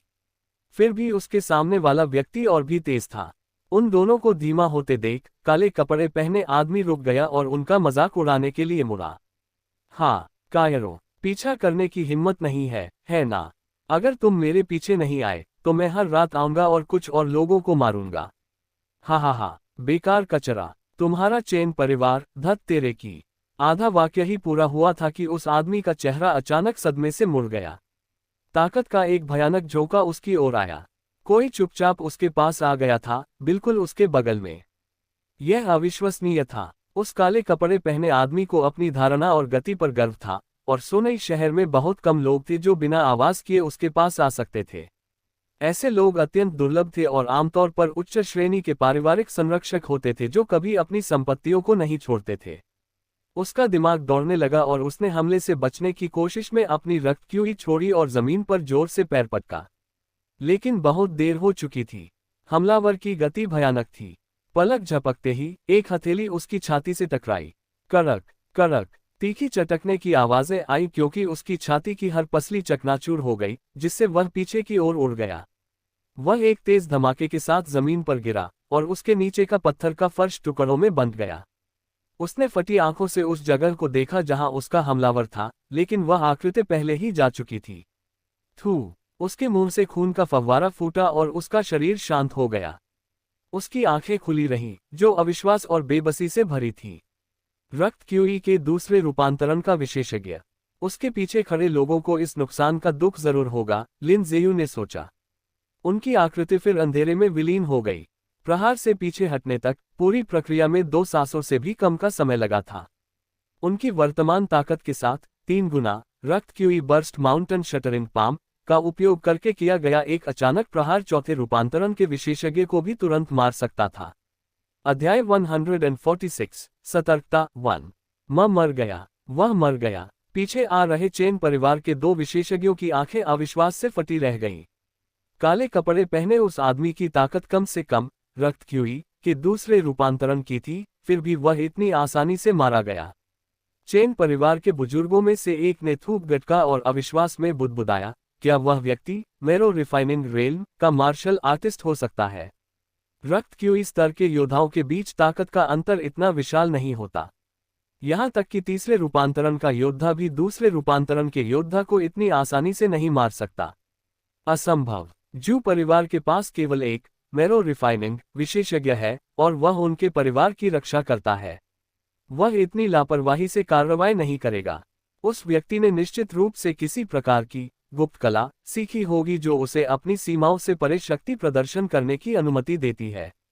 ऐसी तकनीकों की सीमाएं होती हैं। उपयोगकर्ता के रुकने से पहले इनका उपयोग केवल 2 या 3 बार ही किया जा सकता है। और एक गुप्त कला के साथ भी चुपचाप पीछे से आना और इतनी अचानक प्रहार करना कोई आसान काम नहीं है। उसकी गति, अपने आभा मंडल को छिपाने की क्षमता और उसकी प्रहार शक्ति सब आश्चर्यजनक है। सोनई शहर में इतना शक्तिशाली मार्शल आर्टिस्ट कब से आ गया? मुझे लगता है कि यह व्यक्ति जू परिवार द्वारा आमंत्रित किया गया कोई सहायक था, मध्यम आयु वर्ग के व्यक्ति ने कहा। वह जो कोई भी हो, जब तक वह चेन परिवार के प्रति कोई दुर्भावना नहीं रखता, तब तक ठीक है। इस आदमी को वापस ले चलो। मैं देखना चाहता हूं कि मेरे चेन परिवार पर हाथ डालने की हिम्मत किसने की, बुजुर्ग ने कहा, और फिर एक ठंडी हंसी के साथ जमीन पर पड़े बेजान काले कपड़े वाले आदमी की ओर बढ़े। उन्होंने उस आदमी के चेहरे से कपड़ा हटाया और चमकदार चांदनी में एक थोड़ा वृद्ध चेहरा सामने आया। झाओ परिवार का झाओ चेन। उस बूढ़े ने जीवन भर अपनी पहचान छिपाकर रखी और यह सोचना दुखद है कि वह इतनी अर्थहीन मौत मरा। लाश को वापस ले चलो। कल हम स्पष्टीकरण मांगने के लिए झाओ परिवार के पास जाएंगे। मध्यम आयु वर्ग के व्यक्ति ने धीमी हंसी के साथ काले कपड़े वाली लाश को अपने कंधे पर लादा और चेन परिवार के निवास की ओर चल दिया। उसी क्षण सोनई शहर के भीतर आग के कई और गोले उठे, जिनमें से अधिकांश फेहो गैन के क्षेत्रों से थे। हालांकि वे सहायता के लिए नहीं दौड़े, क्योंकि उन क्षेत्रों में पहले से ही शक्तिशाली रक्षक तैनात थे। यदि कोई दुर्जय शत्रु प्रकट होता तो एक अलग आपातकालीन संकेत भेजा जाता। जिंग परिवार के निवास पर प्रथम बुजुर्ग और जिंग होनवे छत पर खड़े थे, शांति से दूर रात में उठती लपटों को देख रहे थे। उनके हाव भाव शांत और उदासीन थे। सोनई शहर से बिना किसी नुकसान के बच निकलने जैसी कोई चीज नहीं होती। अब यह इस पर निर्भर करता है कि जू परिवार क्या चुनता है, वे अपने लोगों की रक्षा करते हैं या सोनई शहर में अपने हितों से चिपके रहते हैं, जिंग होनवेई ने सहजता से कहा। उन्होंने आज रात कार्रवाई करने का फैसला मुख्य रूप से जू परिवार को चेतावनी देने के लिए किया था। फेहो गैंग का दूसरा समूह जल्द ही प्रस्थान करने वाला था, जो अपनी अधिकांश संपत्ति अपने साथ ले जा रहा था और सोनई शहर में अपनी मुख्य होल्डिंग्स की रक्षा के लिए केवल कुछ ही मजबूत सदस्यों को पीछे छोड़ रहा था। यदि वे आज रात फेहो गैंग के कुछ विशेषज्ञों को मारने में सफल रहे तो और भी अच्छा, यदि नहीं तो कोई फर्क नहीं पड़ता। उनका मुख्य लक्ष्य केवल चेतावनी देना था। आगे क्या होगा ये पूरी तरह से जू परिवार के फैसले पर निर्भर करेगा। यदि जू परिवार मुनाफे से ज्यादा लोगों को महत्व देता है तो वे जाने वाले दूसरे समूह की रक्षा के लिए और अधिक आदमी भेजेंगे, जिससे सोनई शहर के भीतर उनकी संपत्ति का नुकसान होगा। यदि वे इसके बजाय मुनाफे को महत्व देते हैं तो वे कुछ जनशक्ति खो देंगे। जू युनहू के स्वभाव को जानते हुए वह संभवतः लोगों को पहले रखेगा, लेकिन मुझे डर है कि कुछ अप्रत्याशित हो सकता है। डिप्टी कमांडर हस्तक्षेप कर सकता है, प्रथम बुजुर्ग ने गंभीरता से कहा। शहर के स्वामी के चले जाने के बाद जिंग परिवार अब सोनई शहर का सबसे शक्तिशाली वंश था। हालांकि यदि डिप्टी कमांडर, जो नागरिक बलों का प्रतिनिधित्व करता था, हस्तक्षेप करने का निर्णय लेता तो ये परेशानी का सबब बन जाता। डिप्टी कमांडर का पद ताकत की कमी के कारण नहीं था, बल्कि इसलिए था क्योंकि उसका कोई पारिवारिक बैकग्राउंड नहीं था और कोई प्रतिष्ठित परिवार उसका समर्थन नहीं कर रहा था। कच्ची ताकत के मामले में डिप्टी कमांडर पूरे सोनई शहर का सबसे शक्तिशाली मार्शल आर्टिस्ट था। बॉक्सुआन उस पर नजर रखेगा। स्थिति अभी तनावपूर्ण है। उसका मुख्य कर्तव्य सोनई शहर की रक्षा करना है, न कि हमारे मामलों में दखल देना। जिंग होनवेई ने फिर शांति से पूछा, परदादा की ओरिजिन रिटर्निंग आर्ट की साधना में कोई समस्या तो नहीं आई है ना? कोई बड़ी समस्या नहीं आई है। ओरिजिन रिटर्निंग आर्ट वाकई एक असाधारण तकनीक है, जैसा कि एक महान अमर साधना पद्धति से उम्मीद की जाती थी। दादाजी की ताकत न केवल अपने शिखर पर लौट आई है बल्कि उससे भी आगे निकल गई है। हालांकि गुप्त विधियों से इसे दबाने के बावजूद दादाजी का स्वभाव कुछ हद तक बदल गया है। उनकी आंखों में अक्सर खून की प्यास की झलक दिखती है, प्रथम बुजुर्ग ने अपनी आंखों में चिंता के साथ कहा। जिंग होनवेई ने दूर आकाश में देखते हुए धीरे से कहा, परदादा पर कड़ी नजर रखें। अगर कुछ भी अजीब लगे तो उन्हें तुरंत साधना करने से रोक दें। यह अभी भी सुधारा जा सकता है। हम पहले ही 9 नीदर सेक्ट के साथ गठबंधन कर चुके हैं, इसलिए अब पीछे हटने का कोई रास्ता नहीं है। बदतर स्थिति में हम पूरी तरह से उनका साथ देंगे, विद्रोही सेना में शामिल होंगे और डेमन गॉड का आशीर्वाद प्राप्त करेंगे। क्षितिज पर आग के कई और स्तंभ उठे और उनके चेहरे पर एक हल्की ठंडी मुस्कान आ गई। जू परिवार, उन्हें सच में लगता है कि वे इस बार बिना किसी नुकसान के निकल सकते हैं। कितने नादान हैं। जब तक वे फेहोंग गैंग का समर्थन करने वाले प्रतिष्ठित परिवारों की खाल नहीं उधेड़ लेते, जिन परिवार उन्हें इतनी आसानी से कभी नहीं जाने देगा। ये केवल अफसोस की बात थी कि झाओ परिवार के नेतृत्व वाले नाइन स्टोर्स गैंग ने भी नाइन नीदर सेक्ट के साथ समझौता कर लिया था। अन्यथा जिन परिवार का लाभ इस बार कहीं अधिक होता। शहर के भीतर हलचल तेज हो गई क्योंकि गश्ती सैनिकों ने जवाबी कार्रवाई शुरू कर दी थी। रात की ओट का उपयोग करते हुए लिन ज़ेयू सोनई शहर की सड़कों पर तेजी से आगे बढ़े। पूरे शहर में संकट के कई और संकेत भड़क उठे। हमलावर सभी कुशल विशेषज्ञ थे जिन्होंने एक बार प्रहार किया और तुरंत पीछे हट गए। हमलों का समय दिलचस्प था क्योंकि यह फेहोंग गैंग के दूसरे समूह के निकलने की निर्धारित रात से ठीक पहले था। ये स्पष्ट रूप से एक तोड़फोड़ की कार्रवाई थी जिसका उद्देश्य फेहोंग गैंग को इतनी आसानी से जाने से रोकना था। हा, अगर हिम्मत है तो आओ और मुझे पकड़ो। एक काली परछाई अहंकार से हंसी और छत से छत पर कूदते हुए तेजी से ओझल हो गई। गंभीर भाव वाले फेहोंग गैंग के दो विशेषज्ञ उसके पीछे दौड़े। कुछ दूरी तक पीछा करने के बाद वे रुक गए और आगे नहीं बढ़े। चलो वापस चलते हैं, हम अब इस आदमी का पीछा नहीं करेंगे, रेन जी ने गंभीर भाव से कहा। जैसे ही उन्होंने काले कपड़े वाले आदमी को पीछे हटते देखा, उनके गंभीर चेहरे अचानक जम गए। चांदनी में अचानक साए से एक काली आकृति निकली जो अविश्वसनीय गति से बढ़ रही थी। नवागंतुक ने काले कपड़े वाले आदमी के सिर पर एक ही हथेली से प्रहार किया। प्रहार तुरंत लगा, जिसके बाद एक तीखी चटकने की आवाज आई और काले कपड़े वाले आदमी की खोपड़ी चकनाचूर हो गई। आह! एक तीखी चीख रात के आकाश को चीर गई। एक ही प्रहार से काले कपड़े वाले आदमी का सिर उसकी छाती में धंस गया। उसका शरीर भारी धमाके के साथ जमीन पर गिरा। प्रहार करने के बाद वह रहस्यमय हमलावर वापस अंधेरे में विलीन हो गया और गायब हो गया। रेन जी और उनके साथी ने एक दूसरे की ओर देखा, उनके चेहरे सदमे, अविश्वास और भ्रम की झलक से भरे थे। चलो, हम लाश की जांच करेंगे और देखेंगे कि यह आदमी कौन है। यह आदमी कम से कम पहले रूपांतरण का विशेषज्ञ था। ऐसे किसी व्यक्ति को खोना जिन परिवार के लिए बहुत भारी पड़ेगा, रेंजी ने कहा, और उनकी गंभीरता गायब हो गई, जिसकी जगह एक तेज हंसी ने ले ली। उन्हें ये जानने के लिए देखने की जरूरत नहीं थी कि यह नकाबपोश आकृति जिन परिवार से थी। केवल उनके पास ही एक साथ इतने सारे स्थानों पर हमले करने की पर्याप्त ताकत थी। शू लिन ज़ेयू अपने पंजों से हल्के से थपथपाते हुए सोनई शहर में तेजी से आगे बढ़े। हवा उनके कानों के पास से गुजर रही थी।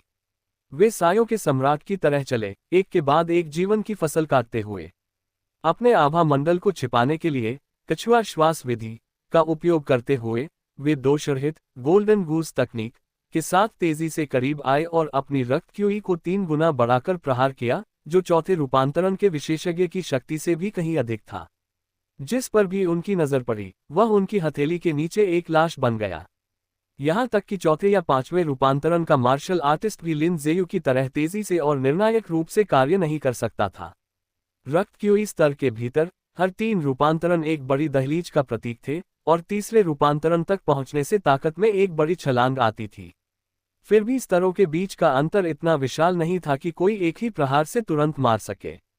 माउंटेन शटरिंग पाम में महारत हासिल करने से पहले लिन ज़ेयू को पहले रूपांतरण के विशेषज्ञ को हराने के लिए भी गोल्डन गूस तकनीक पर भरोसा करना पड़ता था और संक्षिप्त संघर्ष करना पड़ता था। माउंटेन शटरिंग पाम सीखने के बाद उनकी प्रहार शक्ति तुरंत 3 गुना बढ़ गई थी। तीसरा भी गया। क्या जिन परिवार के पास वाकई अंधेरे में छिपे इतने सारे रक्त क्यूई विशेषज्ञ हैं? पहले रूपांतरण के एक और विशेषज्ञ को मारने के बाद लिन ज़ेयू के मन में संदेह की एक लहर उठी। लेकिन वे इस पर नहीं रुके और अगले संकट संकेत की ओर दौड़ते रहे। कुछ और मुसीबत पैदा करने वालों को मारना जू जिंगवू की दयालुता का बदला चुकाने के लिए काफी होगा। बाद में मैं झाओ परिवार के पास जाऊंगा। शायद मुझे झाओ गुवानबिन को भी मारने का मौका मिल जाए। आज रात की इस अफरा तफरी के साथ ये एक दुर्लभ अवसर था। बस 2 दिनों में वे सोनई शहर छोड़ देंगे, और जब तक कुछ अप्रत्याशित न हो जाए, उनकी वापस लौटने की कोई योजना नहीं थी। वे इस मौके का इस्तेमाल उस वादे को पूरा करने के लिए कर सकते थे जो उन्होंने कभी ओल्ड मास्टर चेन से किया था। सरसराहट। सोनई शहर के भीतरी शहर के भीतर एक छोटे से जंगल में काले कपड़े पहने कई आकृतियां जंगल में घुसी और गायब हो गईं। यह मैं हूं, काले कपड़े वाली आकृतियों में से एक ने पुकारा। तुम यहाँ क्यों हो? झाओ चेन कहाँ है? क्या वह सबसे पहले कदम उठाने वाला नहीं था? एक और पेड़ों से निकलकर आया और पूछा। मुझे क्या पता, शायद वह फंस गया हो। लेकिन तुम्हें पता है, ये सिर्फ झाओ चेन नहीं है। हान लियांग और जू गुआन भी वापस नहीं आए हैं, दूसरे ने गंभीर भाव से कहा। जोड़ियों में बढ़ जाओ और स्थिति की जांच करो। उनकी गति के साथ उन्हें अब तक वापस आ जाना चाहिए था, छायादार नेता ने धीमे, गंभीर स्वर में कहा। जल्द ही 6 आकृतियां रात में गायब हो गई, उस ओर बढ़ते हुए जहां झाओ चेन और अन्य लोगों ने कार्रवाई की थी। अध्याय 147 सतर्कता 2। जब लिन ज़ेयू अगले स्थान पर पहुंचे तो अपराधी पहले ही जा चुके थे। पूरे शहर में संकट के संकेतों की बाढ़ ने सभी को सतर्क कर दिया था और कोई भी बहुत दूर तक पीछा करने को तैयार नहीं था। चलो झाओ परिवार पर एक नजर डालते हैं। दिशा बदलते हुए लिन ज़ेयू ने अगले बचाव बिंदु को छोड़ दिया और इसके बजाय झाओ गुवानबिन के निवास की ओर चल दिए। झाओ गुवानबिन झाओ परिवार के परिसर के भीतर रहता था, जहां जहर की कला में माहिर कई शक्तिशाली विशेषज्ञ रहते थे।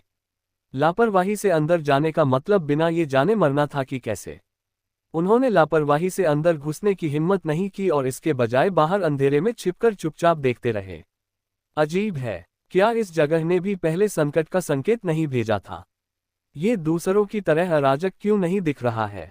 लिन ज़ेयू ने सोचा। बाहर गश्त कर रहे झाओ परिवार के व्यवस्थित गार्डों को देखकर लिन ज़ेयू को संदेह हुआ। चीजों को देखने से ऐसा लग रहा था कि भीतर कोई नहीं मरा है। झाओ परिवार पर जिसने भी हमला किया था वह विफल रहा था। झाओ गुवानबिन वहां है, हालांकि वह बहुत दूर है। हमला करने का यह सही समय नहीं है और उसके पास एक शक्तिशाली विशेषज्ञ भी है। लिन ज़ेयू ने झाओ परिवार की छत की ओर देखा, जहां 2 आकृतियां खड़ी थीं।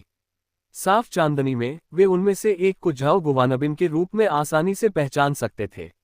दूसरा झाओ गुवानबिन से काफी मिलता जुलता था, वह उसका बड़ा भाई झाओ गुवानहुआ था, जो झाओ परिवार का वर्तमान मुखिया था, जिसकी ताकत रक्त क्यूई के तीसरे रूपांतरण तक पहुंच गई थी।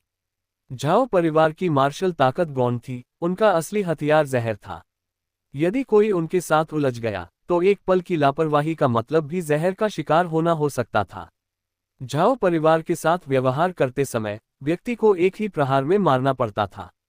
टप टप टप गश्ती इकाइयां पास से गुजरी और पूरे सोनई शहर में गड़बड़ी धीरे धीरे कम हो गई। पहले तो फेहो गैंग को संभलने का मौका नहीं मिला था, लेकिन अब तक वे उबर चुके थे और पुनर्गठित हो चुके थे। शू, तभी 2 काली परछाइयां रात में तेजी से निकली और झाओ परिवार के परिसर में घुस गईं। लिन ज़ेयू के हाव भाव थोड़े बदल गए क्योंकि वे अंधेरे में विलीन हो गए। क्या वे झाओ परिवार के सदस्य हैं? लिन ज़ेयू को ये काफी दिलचस्प लगा। आज रात जिन लोगों ने कार्रवाई की थी उनमें झाओ परिवार ने भी हिस्सा लिया होगा। शायद उन्होंने पहले जिन 3 लोगों को मारा था उनमें से एक उन्हीं का था। झाओ परिवार के निवास के आंगन में झाओ गुवानबिन और झाओ गुवानहुआ एक साथ खड़े थे, जिनका सामना काले कपड़े पहने 2 आदमियों से था। उन दोनों ने पहले ही अपने चेहरे से नकाब हटा दिए थे, जिससे उनके वृद्ध चेहरे सामने आ गए थे। दोनों की उम्र 60 के आसपास लग रही थी। झाओ परिवार के चारों सदस्यों के चेहरे पर गहरा अप्रिय भाव था। झाओ चेन मुसीबत में पड़ गया? झाओ गुवानहुआ ने गंभीर होकर पूछा। उस रात 9 स्टॉर्स गैंग ने 3 लोगों को भेजा था, एक झाओ परिवार से और 2 अन्य संबद्ध परिवारों के विशेषज्ञ। तीनों में झाओ चेन के पास सबसे बड़ी ताकत थी। झाओ गुवानहुआ ने कई संभावनाओं पर विचार किया था, फिर भी उन्होंने कभी नहीं सोचा था कि झाओ चेन मुसीबत में पड़ जाएगा। झाओ चेन पैरों की तकनीकों में कुशल था और उसकी ताकत रक्त क्यूई के दूसरे रूपांतरण पर थी। भले ही उसका सामना किसी दुर्जेय प्रतिद्वंद्वी से होता, उसे सुदृढ़ीकरण आने तक डटे रहने में सक्षम होना चाहिए था। क्या जू परिवार के उस बूढ़े ने कोई कदम उठाया? झाओ गुवानबिन ने माथे पर बल डालकर पूछा। यदि जू परिवार के उस बूढ़े ने अन्य रक्त क्यूई मार्शल आर्टिस्टों के साथ मिलकर काम किया होता तो वास्तव में उनके लिए झाओ चेन को कम समय में मारना संभव था।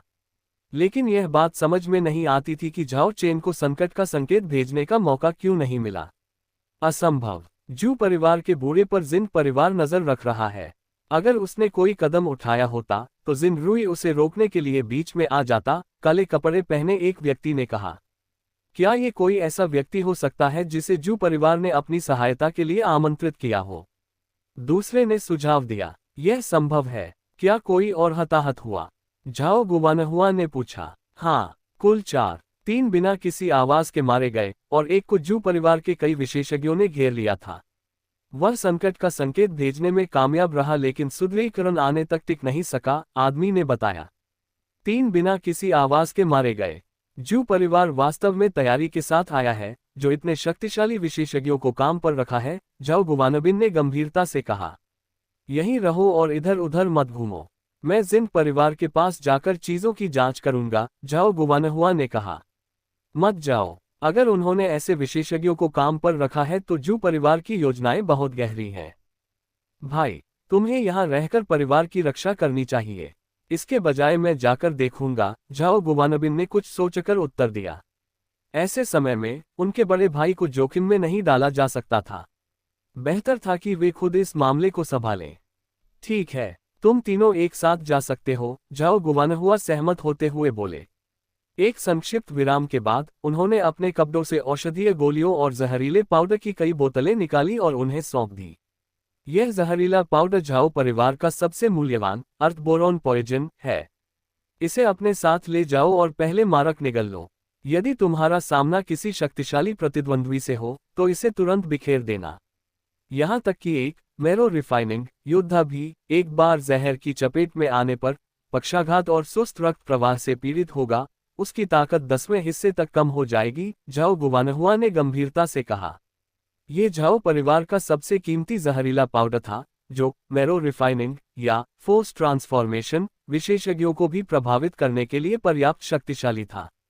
काले कपड़े पहने 2 लोगों ने जहर स्वीकार कर लिया, जबकि झाओ गुवानबिन के पास पहले से ही अपना जहर था।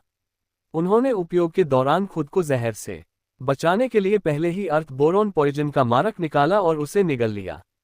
हालांकि मारक के औषधीय गुण उग्र थे और अधिक मात्रा में हानिकारक थे।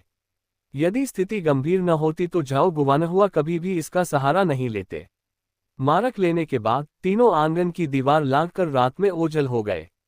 उन्हें जाते हुए देख झाओ गुवानहुआ के हाव भाव विरक्त हो गए और वे बुदबुदाए, नाइन नीदर सेक्ट के साथ काम करना। मुझे आश्चर्य है कि यह एक आशीर्वाद होगा या अभिशाप। सायों में छिपे लिन जेयू ने तीनों को निवास से बाहर निकलते देखा और उनके होठों पर एक हल्की मुस्कान आ गई। आखिरकार उन्हें अपना मौका मिल गया था। लगभग 1 महीने से वे अंधेरे में दुबके हुए थे, झाओ गुवानबिन की गतिविधियों पर नजर रख रहे थे और हमला करने के अवसर की तलाश कर रहे थे। लेकिन ऐसा कोई मौका कभी सामने नहीं आया था। आज रात सोनई शहर में मची अराजकता और झाओ गुवानबिन के झाओ निवास से बाहर निकलने के साथ आखिरकार सही अवसर आ गया था। लिन जेयू ने चुपचाप पीछा किया। रात अंधेरी और तूफानी थी और पीली चांदनी छतों पर हल्की सी बिखरी हुई थी। वे थोड़ी दूरी पर झाओ गुवानबिन और उनके साथियों के पीछे पीछे चले। कछुआ श्वास विधि को पूरी तरह सक्रिय करते हुए उन्होंने अपने आभा मंडल को चरम सीमा तक दबा दिया। दोषरहित गोल्डन गूस तकनीक के साथ मिलकर उनकी चालें एक प्रेत की तरह शांत और मायावी थीं।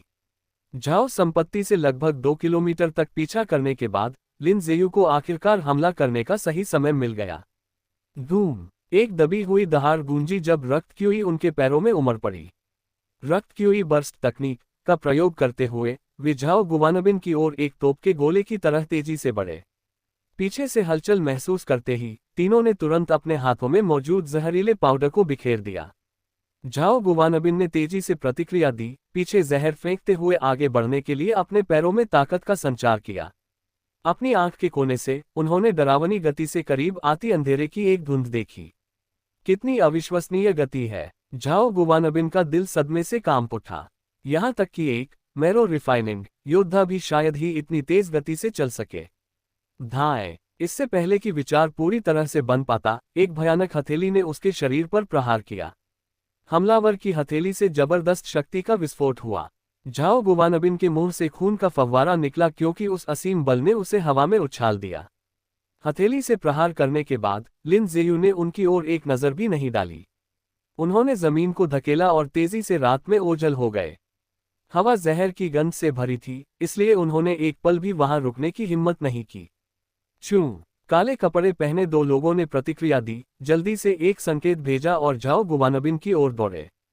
जब तक वे झाओ गुवानबिन के पास पहुंचे, वह अपनी आखिरी सांसें गिन रहा था। उसकी आंखें फटी की फटी रह गईं, मौत के बाद भी बंद होने से इनकार कर रही थी। शू शू शू! लिन जेयू ने भी संकेत देखा। वे तेजी से मुड़े और सुनसान बाहरी इलाके की ओर भागे। वे तुरंत अपने आंगन में वापस नहीं लौटे, इस डर से कि कोई देख रहा होगा और उनकी पहचान उजागर कर देगा। झाओ गुवानबिन को मारने से सोनई शहर में लगभग सब कुछ सुलझ जाएगा। मैं मन की शांति के साथ जा सकता हूँ। एक बार जब वे सोनई शहर छोड़ देते तो वरिष्ठ भाई हानमो के अलावा उनके पास याद करने या परवाह करने के लिए बहुत कम था। लिन जेयू के हाव भाव बदल गए। वे रुके और आगे एक अंधेरे कोने की ओर देखा। अंधेरे से दो आकृतियां उभरी और उनका रास्ता रोक लिया। इतनी गहरी समझ, तुम वाकई हमारे कई विशेषज्ञों को एक के बाद एक मारने में कुशल हो, लेकिन तुम इतनी शक्तिशाली प्रहार कितनी बार कर सकते हो? लिन जेयू को देखते हुए आगे चल रहे बुजुर्ग ने कहा। वह बुजुर्ग कोई और नहीं बल्कि जिन रुई थे। उन्होंने लिन जेयू को एक शांत, आश्वस्त नजर से देखा जिससे पता चलता था कि उन्होंने उसे गंभीरता से नहीं लिया। ओरिजिन रिटर्निंग आर्ट में महारत हासिल करने के बाद से उनकी ताकत में जबरदस्त बदलाव आए थे, जो दिन ब दिन और मजबूत होते जा रहे थे। वे न केवल अपने पूर्व शिखर पर लौट आए थे, बल्कि उससे भी आगे बढ़ गए थे। मुझ तक पहुंचने के लिए तुम्हारे पास कुछ कौशल तो है, लिन जेयू ने थोड़ी फटी हुई, वृद्ध आवाज और मुस्कान के साथ कहा। हे, महज छोटी तरकीबें। क्या तुम अपनी मर्जी से मेरे साथ आओगे, या हम तुम्हें साथ चलने के लिए आमंत्रित करें? जिंग रुई ने शांति से पूछा। और अगर मैं मना कर दूं? लिन जेयू मुस्कुराए। उन्होंने कछुआ श्वास विधि के दमन को पूरी तरह से छोड़ दिया। उनके शरीर में रक्त की उमड़ पड़ी, जो उनकी रगों में दौड़ते हुए दहाड़ रही थी। उनके सामने मौजूद दोनों शक्तिशाली थे। वह बुजुर्ग रहस्यमय था, हालांकि उसकी शक्ल बूढ़ी थी, लेकिन उसके भीतर की रक्त क्यूई भयानक रूप से मजबूत थी। दूसरे का आभा मंडल केवल रक्त क्यूई के दूसरे रूपांतरण तक पहुंचा था, फिर भी उसमें कुछ ऐसा था जिसने लिन जेयू को सतर्क कर दिया। लेकिन यह महज सावधानी थी। यदि वे अपनी पूरी शक्ति का प्रदर्शन करते, गोल्डन गूज तकनीक के साथ रक्त क्यूई बर्स्ट तकनीक का उपयोग करते, तो उन्हें विश्वास था कि वे दोनों उन्हें रोक नहीं पाएंगे। अध्याय 148 गुप्त कलाएं 1। तो फिर मरो। जैसे ही उसके शब्द निकले, जिन रुई आगे बढ़ा। अपने बाएं पैर पर घूमते हुए उसने हवा में अपना दाहिना पैर घुमाया। उसके शरीर की मांसपेशियां उभर आईं और एक शक्तिशाली आभा मंडल बाहर की ओर उमड़ा। हवा में एक भीषण झोंका गूंज उठा। हवा के चीरने की उस तीखी आवाज से ये स्पष्ट था कि इस लात में अपार शक्ति थी, जो कम से कम लिन जेयू के माउंटेन शटरिंग पाम के बिना वाले पूर्ण शक्ति प्रहार के बराबर थी। धूम। लिन जेयू ने बचाव के लिए अपना दाहिना हाथ उठाया। प्रतिद्वंद्वी के पैर के जबरदस्त बल को कम करने के लिए अपने पंजों से हल्के से थपथपाते हुए वे पीछे हटे। पूरी लड़ाई के दौरान उन्होंने अपना कुछ ध्यान दूसरे व्यक्ति पर भी रखा। हालांकि उस आदमी के आभा मंडल से केवल ये पता चलता था कि वह रक्त क्यूई के दूसरे रूपांतरण पर था, फिर भी लिन जेयू को उससे खतरे का एहसास हो रहा था। धाए धाए धाए, एक के बाद एक टकरावों की आवाजें तेजी से गूंजी। हालांकि जिन रुई मजबूत था, लेकिन पैरों की तकनीकों में महारत हासिल करने वाले लिन जेयू के सामने उसने खुद को दबा हुआ पाया। उसके द्वारा मारा गया हर मुक्का ऐसा लगता था मानो वह रुई पर प्रहार कर रहा हो। उसकी पूरी ताकत का 1/3 हिस्सा भी प्रभावी ढंग से नहीं लग पा रहा था। कितनी अजीब चालें हैं। कोई आश्चर्य नहीं कि यह इतने सारे विशेषज्ञों को मारने में सक्षम रहा है। मुझे विश्वास नहीं हो रहा कि जू परिवार इस स्तर के किसी व्यक्ति को नियुक्त करने में सफल रहा। जिंग रुई मन ही मन चकित था। उसकी ताकत काफी थी, और जब से उसने ओरिजिन रिटर्निंग आर्ट की साधना शुरू की थी, ये एक बिल्कुल नए स्तर पर पहुंच गई थी। हालांकि उसने केवल 1 महीने से अधिक समय तक इसका अभ्यास किया था और मुश्किल से दीक्षा तक पहुंचा था, लेकिन एसेंस और क्यूई पिल्स की मदद से उसकी शक्ति नाटकीय रूप से बढ़ गई थी। फिर भी लिन जेयू की उत्कृष्ट गतिविधियों के सामने जिन रुई को जरा सा भी लाभ नहीं मिल सका। लिन जेयू एक फिसलन भरी मछली की तरह चल रहे थे, तरल और चकमा देने वाली चालों के साथ जिन रुई के चारों ओर घूम रहे थे। हर बार जब कोई हमला होता, लिन जेयू तेजी से पीछे हट जाते, बल को मोड़ने और कम करने के लिए अपनी फुर्तीली हरकतों का उपयोग करते, या फिर वे पूरी तरह से चकमा देकर दूर निकल जाते। अपनी चाल चलो, चलो इसे मिलकर ढेर करते हैं। अगर हमने इसे लंबा खींचा, तो वह जू परिवार का पुराना कमीना और डिप्टी कमांडर जल्द ही इस हलचल का पीछा करते हुए यहां पहुंच जाएंगे।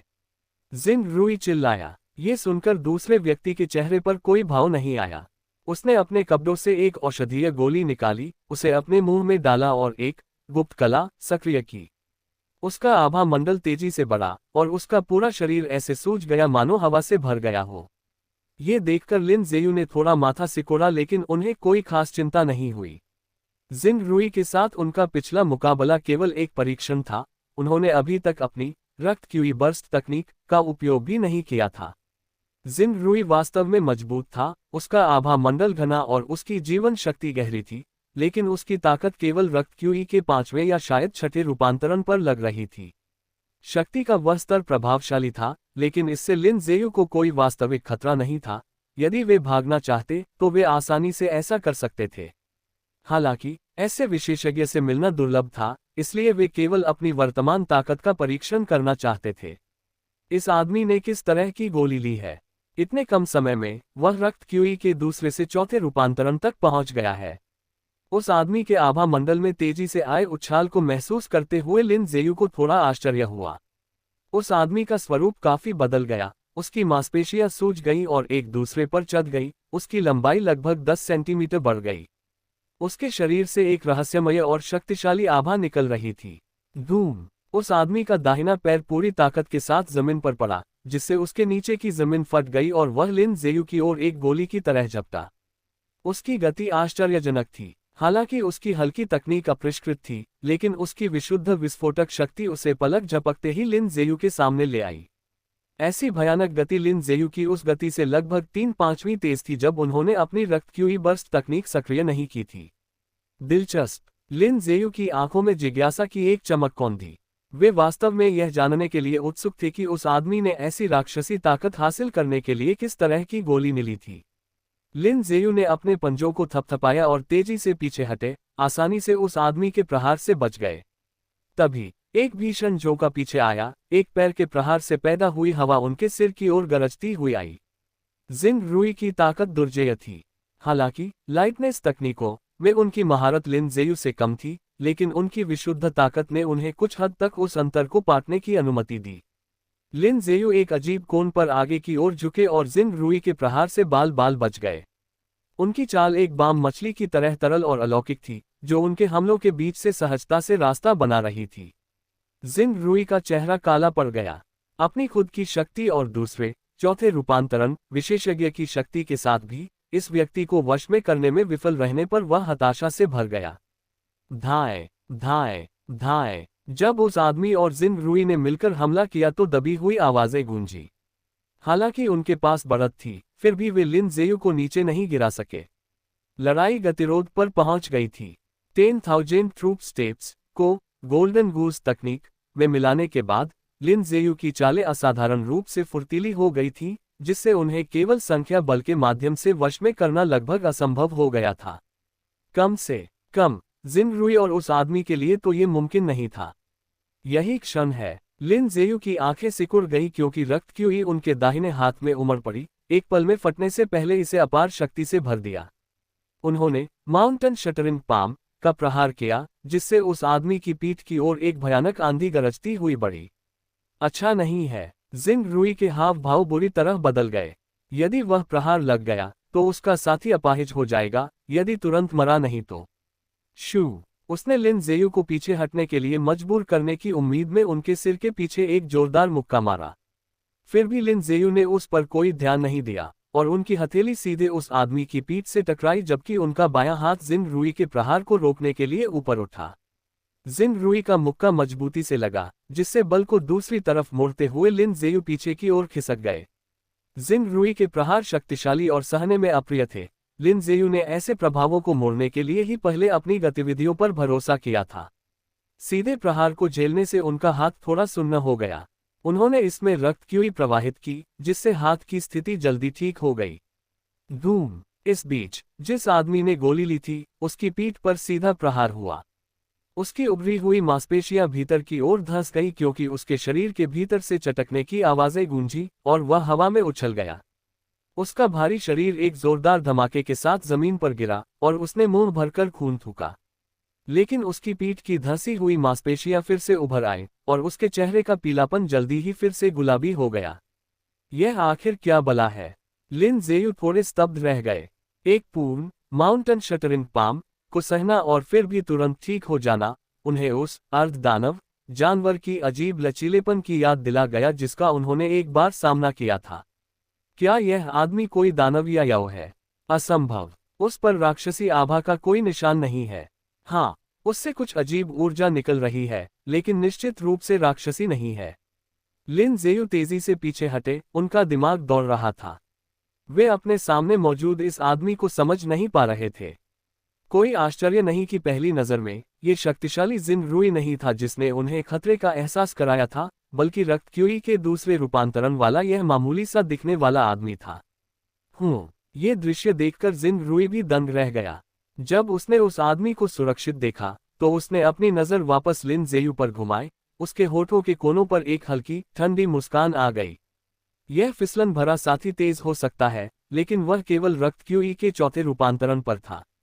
वह ज्यादा देर नहीं टिक पाएगा। उनकी संयुक्त ताकत के साथ, ये केवल समय की बात थी कि वे उसकी रक्त क्यूई को खत्म कर दे और उसे मार डालें। यदि लिन ज़ेयू की असाधारण गतिविधियों के लिए नहीं होता, तो जिन रूई अपनी विस्फोटक मार्शल आर्ट का उपयोग करके एक ही प्रहार में युद्ध समाप्त कर सकता था। दुर्भाग्य से, वह तकनीक इतनी उग्र और अनियंत्रित थी कि उसे सुचारू रूप से निष्पादित नहीं किया जा सकता था। लिन ज़ेयू की चालें बहुत परिष्कृत थीं। यदि जिन रूई अपनी परम कला का उपयोग करता, तो वह एक प्रहार भी नहीं कर पाता। यही बात लिन ज़ेयू के लिए भी लागू होती थी। वे जिन रूई के खिलाफ माउंटेन शटरिंग पाम का उपयोग करना चाहते थे, लेकिन उन्हें मौका नहीं मिल सका। जिन रूई की ताकत और युद्ध का अनुभव उनके अनुभव से कहीं अधिक था, जिससे लिन ज़ेयू को वह चाल चलने का कोई मौका नहीं मिला। केवल वह अजीब आदमी, हालांकि मजबूत था और चौथे रूपांतरण तक पहुंच गया था, लेकिन उसमें अपनी शक्ति का पूरी तरह से उपयोग करने के लिए मार्शल साधना और अनुभव की कमी थी। यही एकमात्र कारण था कि लिन ज़ेयू एक मौका ढूंढने में सफल रहे थे। भाड़ में जाए, अब निकलने का समय है। लिन ज़ेयू ने तुरंत निर्णय लिया। उन्होंने पहले उस अजीब आदमी को माउंटेन शटरिंग पाम से अपंग करने की योजना बनाई थी, और फिर बाद में जिन रूई से निपटने की। लेकिन उस आदमी की रिकवरी उम्मीदों के विपरीत थी। उसका लचीलापन राक्षसी और लगभग दानवी था। एक पूर्ण माउंटेन शटरिंग पाम लेने के बाद भी वह बिल्कुल ठीक था।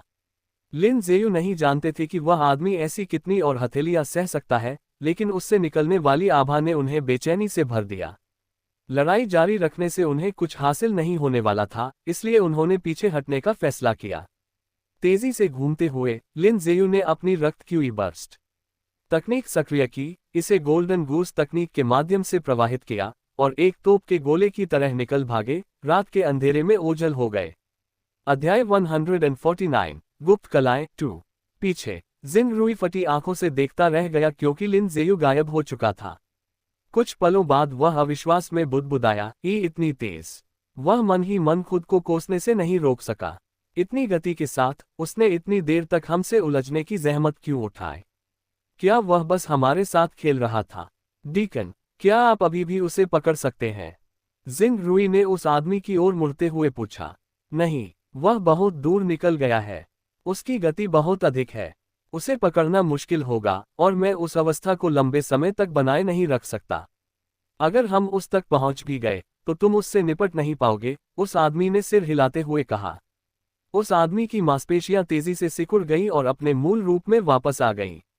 हालांकि, उसका रंग पीला पड़ गया था और उसका आभा मंडल काफी कमजोर हो गया, जो रक्त क्यूई के पहले रूपांतरण के स्तर तक गिर गया। वह पिछली अवस्था अधिक समय तक नहीं टिक सकती थी। वह इसे जितना अधिक समय तक बनाए रखता, उसका दुष्प्रभाव उतना ही अधिक होता। क्या हम, महापुरोहित, से उसके खिलाफ कार्रवाई करने के लिए कह सकते हैं? जिन रूई ने अनिच्छा से पूछा। उन्होंने इतनी लंबी योजना बनाई थी, फिर भी इस एक आदमी की वजह से सब बर्बाद हो गया। उसकी चालें असाधारण रूप से तेज थीं। ऐसी गति और प्रहार शक्ति के साथ, अगर वह साय से हमला करे, तो रक्त क्यूई के चौथे रूपांतरण से नीचे का कोई भी व्यक्ति एक बार भी नहीं झेल पाएगा। महापुरोहित को अभी कार्रवाई नहीं करनी चाहिए। आपकी सहायता के लिए सोनई शहर में घुसपैठ करके मैंने पहले ही बहुत जोखिम उठाया है। यदि यहाँ बहुत अधिक हलचल हुई, तो परिणाम हमारे नियंत्रण से बाहर होंगे, उस आदमी ने सिर हिलाते हुए कहा। ऐसा नहीं था कि वे कार्रवाई नहीं करना चाहते थे, बात यह थी कि वे बस कर नहीं सकते थे। समय सही नहीं था। जब तक विद्रोही सेना सोनई शहर तक नहीं पहुंच जाती और उस पर से ग्रेट वेई राजवंश के सुरक्षात्मक भाग्य को छिन्न भिन्न नहीं कर देती, तब तक उन्होंने कोई बड़ा कदम उठाने की हिम्मत नहीं की। वे केवल छोटे गुप्त दांव पेच चल सकते थे, विद्रोही सेना के आगमन के लिए आधार तैयार कर रहे थे। ये सुनकर जिन रुई के हाव भाव गंभीर हो गए। मुझे उम्मीद नहीं थी कि जू परिवार इस स्तर के किसी व्यक्ति को काम पर रखेगा। हमारी योजना में कुछ बदलाव करने होंगे, जिन रुई ने फीके पड़ चुके चेहरे के साथ कहा। उसने उस दिशा में एक नजर डाली जहां लिन जेयू भागा था, फिर मुड़कर चला गया। योजना बदलनी होगी। चूंकि जू परिवार एक दुर्जय योद्धा ले आया था, इसलिए अब उन्हें इसके बजाय हत्या के प्रयासों से बचाव करना होगा। शू शू रात के सन्नाटे में लिन जेयू रुकने और घने जंगल में छिपने से पहले कई किलोमीटर तक सीधी रेखा में दौड़े। उस आदमी का आभा मंडल परिचित लगा।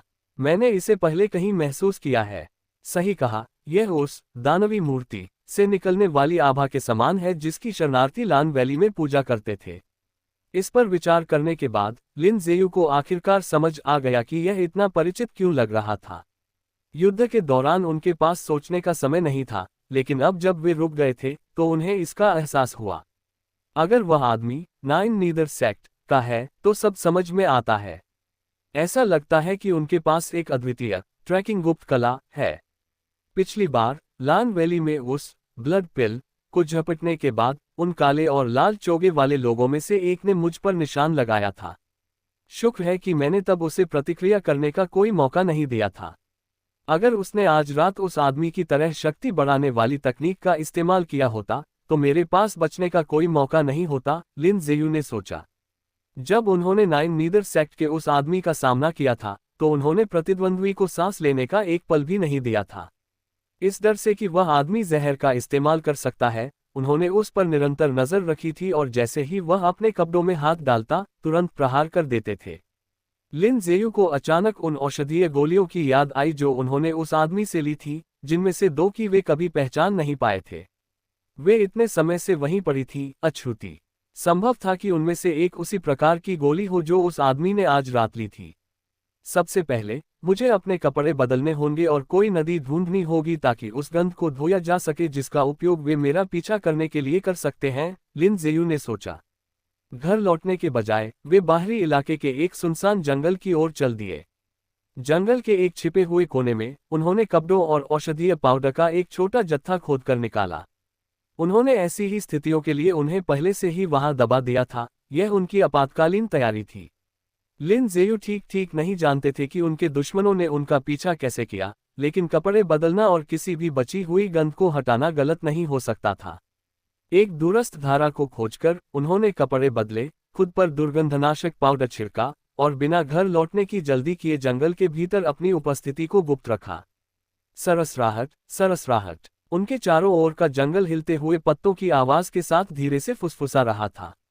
समय बीतता गया, भोर धीरे धीरे हुई और दूर क्षितिज पर सुनहरी सूरज की एक किरण फैल गई। सुबह हो गई थी। नाइन नीदर सेक्ट की तमाम तरकीबों के बावजूद पूरी रात बीतने के बाद वे अब मुझे नहीं ढूंढ पाएंगे, लिन जेयू ने चुपचाप सोचा। वे पेड़ से नीचे कूदे और परछाई की तरह वापस अपने आंगन की ओर चल दिए। घर वापस आकर उन्होंने अपना प्रशिक्षण और टॉक्सिकोलॉजी कोडेक्स का अध्ययन फिर से शुरू कर दिया जैसे कि कुछ हुआ ही न हो। इस बीच प्रतिष्ठित परिवार जू, जिंग और झाओ असमंजस में थे। भाई, आपको क्या लगता है कि कल रात हमारी सहायता के लिए कौन आया था? क्या वह डिप्टी कमांडर हो सकता था? जू जिंगवू ने जमीन पर पड़ी लाशों को देखा और कुछ अनिश्चितता के साथ पूछा। उनके बगल में समान कद का एक व्यक्ति खड़ा था, चौड़े कंधे और चौकोर चेहरे वाला। वह व्यक्ति जू युनहू था, जो जू परिवार का वर्तमान मुखिया और जू जिंगवू का चचेरा भाई था। नहीं, डिप्टी कमांडर जिन बॉक्सवान के साथ उलझा हुआ था, वह हस्तक्षेप नहीं कर सकता था, जू युनहू ने सिर हिलाते हुए कहा। वह भी उतना ही हैरान था, ये तय करने में असमर्थ कि पिछली रात उनकी मदद किसने की थी। चाहे वह कोई भी हो, वह व्यक्ति स्पष्ट रूप से उनके पक्ष में खड़ा था, इसलिए बहुत अधिक चिंता करने की आवश्यकता नहीं थी। शायद वह कोई शक्तिशाली योद्धा था जिसने कभी जू परिवार का उपकार लिया हो। चूंकि वह खुद को प्रकट नहीं करना चाहता, इसलिए हमें आगे जांच करने की आवश्यकता नहीं है। जब जिंग और झाओ परिवार आएंगे तो हम ऐसा व्यवहार करेंगे जैसे वह विशेषज्ञ कोई ऐसा व्यक्ति था जिसे हमने अपनी मदद के लिए नियुक्त किया था। अगर उन्हें विश्वास हो गया कि हमने इतनी बड़ी शक्ति हासिल कर ली है तो वे निश्चित रूप से घबरा जाएंगे। हम उस मौके का इस्तेमाल उनसे कुछ लाभ निचोड़ने के लिए कर सकते हैं, जू युनहू ने शांति से कहा। हाल के दिनों में सोनई शहर को खाली करने की तैयारी के तनाव से उनके बाल झड़ रहे थे। जिन मार्शल आर्टिस्टों से उन्होंने संपर्क करने की कोशिश की थी, वे या तो मदद करने के लिए तैयार नहीं थे, या उन्हें ढूंढना असंभव था, या उन्होंने ऐसी अपमानजनक कीमतें मांगी थी कि जिन परिवार को रियायत देना सस्ता पड़ता। उन्हें उम्मीद नहीं थी कि कल रात कहीं से कोई अज्ञात विशेषज्ञ प्रकट होगा और उनके सबसे जरूरी संकट का समाधान कर देगा। उस दोपहर लिन ज़ेयू बुजुर्ग चेन पेजुन के पास गए और उन्हें पिछली रात झाओ गुवानबिन की मृत्यु की सूचना दी। उन्होंने यह उल्लेख नहीं किया कि उन्होंने ही उसे मारा था, और केवल इतना कहा कि झाओ गुवानबिन को अराजकता के दौरान किसी अज्ञात विशेषज्ञ ने मार गिराया था। ये खबर सुनकर बुजुर्ग चेन क्षण भर के लिए स्तब्ध रह गए, और फिर चुपचाप मछली पकड़ना जारी रखा जैसे कि कुछ हुआ ही न हो। फिर भी हमेशा की तरह वे शाम तक नहीं रुके, इसके बजाय उन्होंने जल्दी सामान समेटा और घर चले गए। 2 दिन पलक झपकते ही बीत गए। 9 नीदर सेक्ट से कोई भी लिन ज़ेयू को ढूंढने नहीं आया, और सोनई शहर के प्रतिष्ठित परिवारों के बीच युद्ध नहीं हुआ। लिन ज़ेयू ने जो सुना, उसके अनुसार परिवारों के बीच किसी प्रकार का समझौता हो गया था। वे विवरण नहीं जानते थे, लेकिन जब उन्होंने आखिरी बार जू जिंगवू को देखा, तो वह आदमी खुशी से झूम रहा था। लिन ज़ेयू का जीवन धीरे धीरे अपनी सामान्य शांति पर लौट आया। कल सुबह वे प्रस्थान करेंगे। उनका सामान पहले से ही पैक था, और उन्होंने मास्टर लियांग सोंग द्वारा छोड़े गए आंगन को वरिष्ठ भाई हान मो को सौंप दिया था। उनकी सारी चांदी को सोने में बदल दिया गया था। वहां 270 टेल्स सोना था, साथ ही 18 टेल्स चांदी और औषधीय जड़ी बूटियों के 36 सेट थे। उन्हें ज्यादा कुछ ले जाने की जरूरत नहीं थी।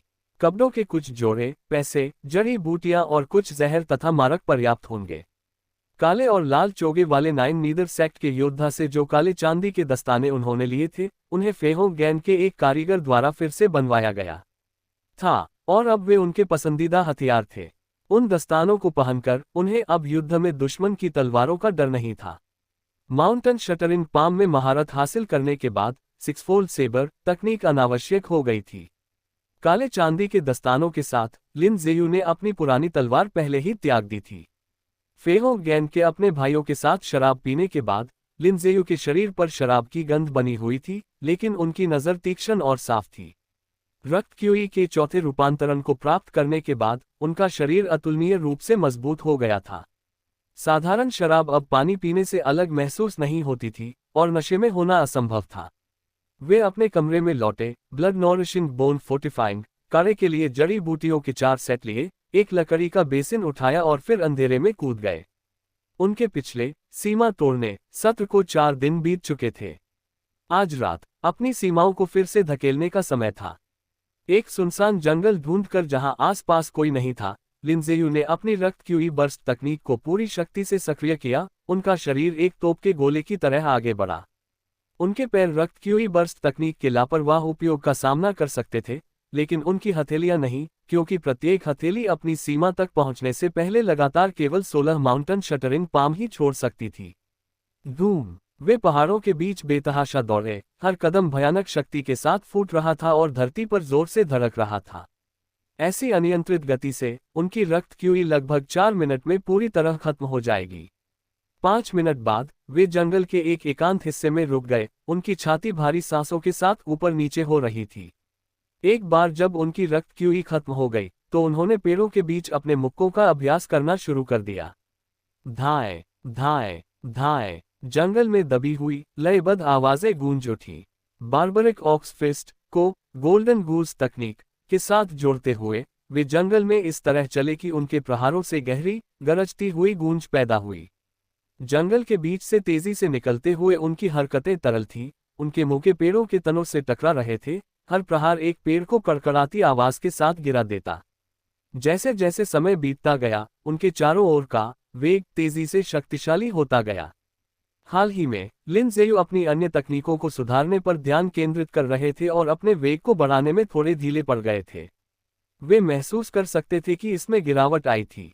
ये वेग कुछ ऐसा था जो उनकी तकनीकों से पैदा हुआ था, लेकिन लिन ज़ेयू के पास अभी भी इसे बनाए रखने के लिए संबंधित मार्शल दृढ़ विश्वास की कमी थी। एक दबंग, मैं अकेला ही अजेय हूं, जैसा मार्शल विश्वास स्थापित किए बिना उपेक्षा का कोई भी निशान उस मेहनत से कमाए गए वेग को कम कर सकता था।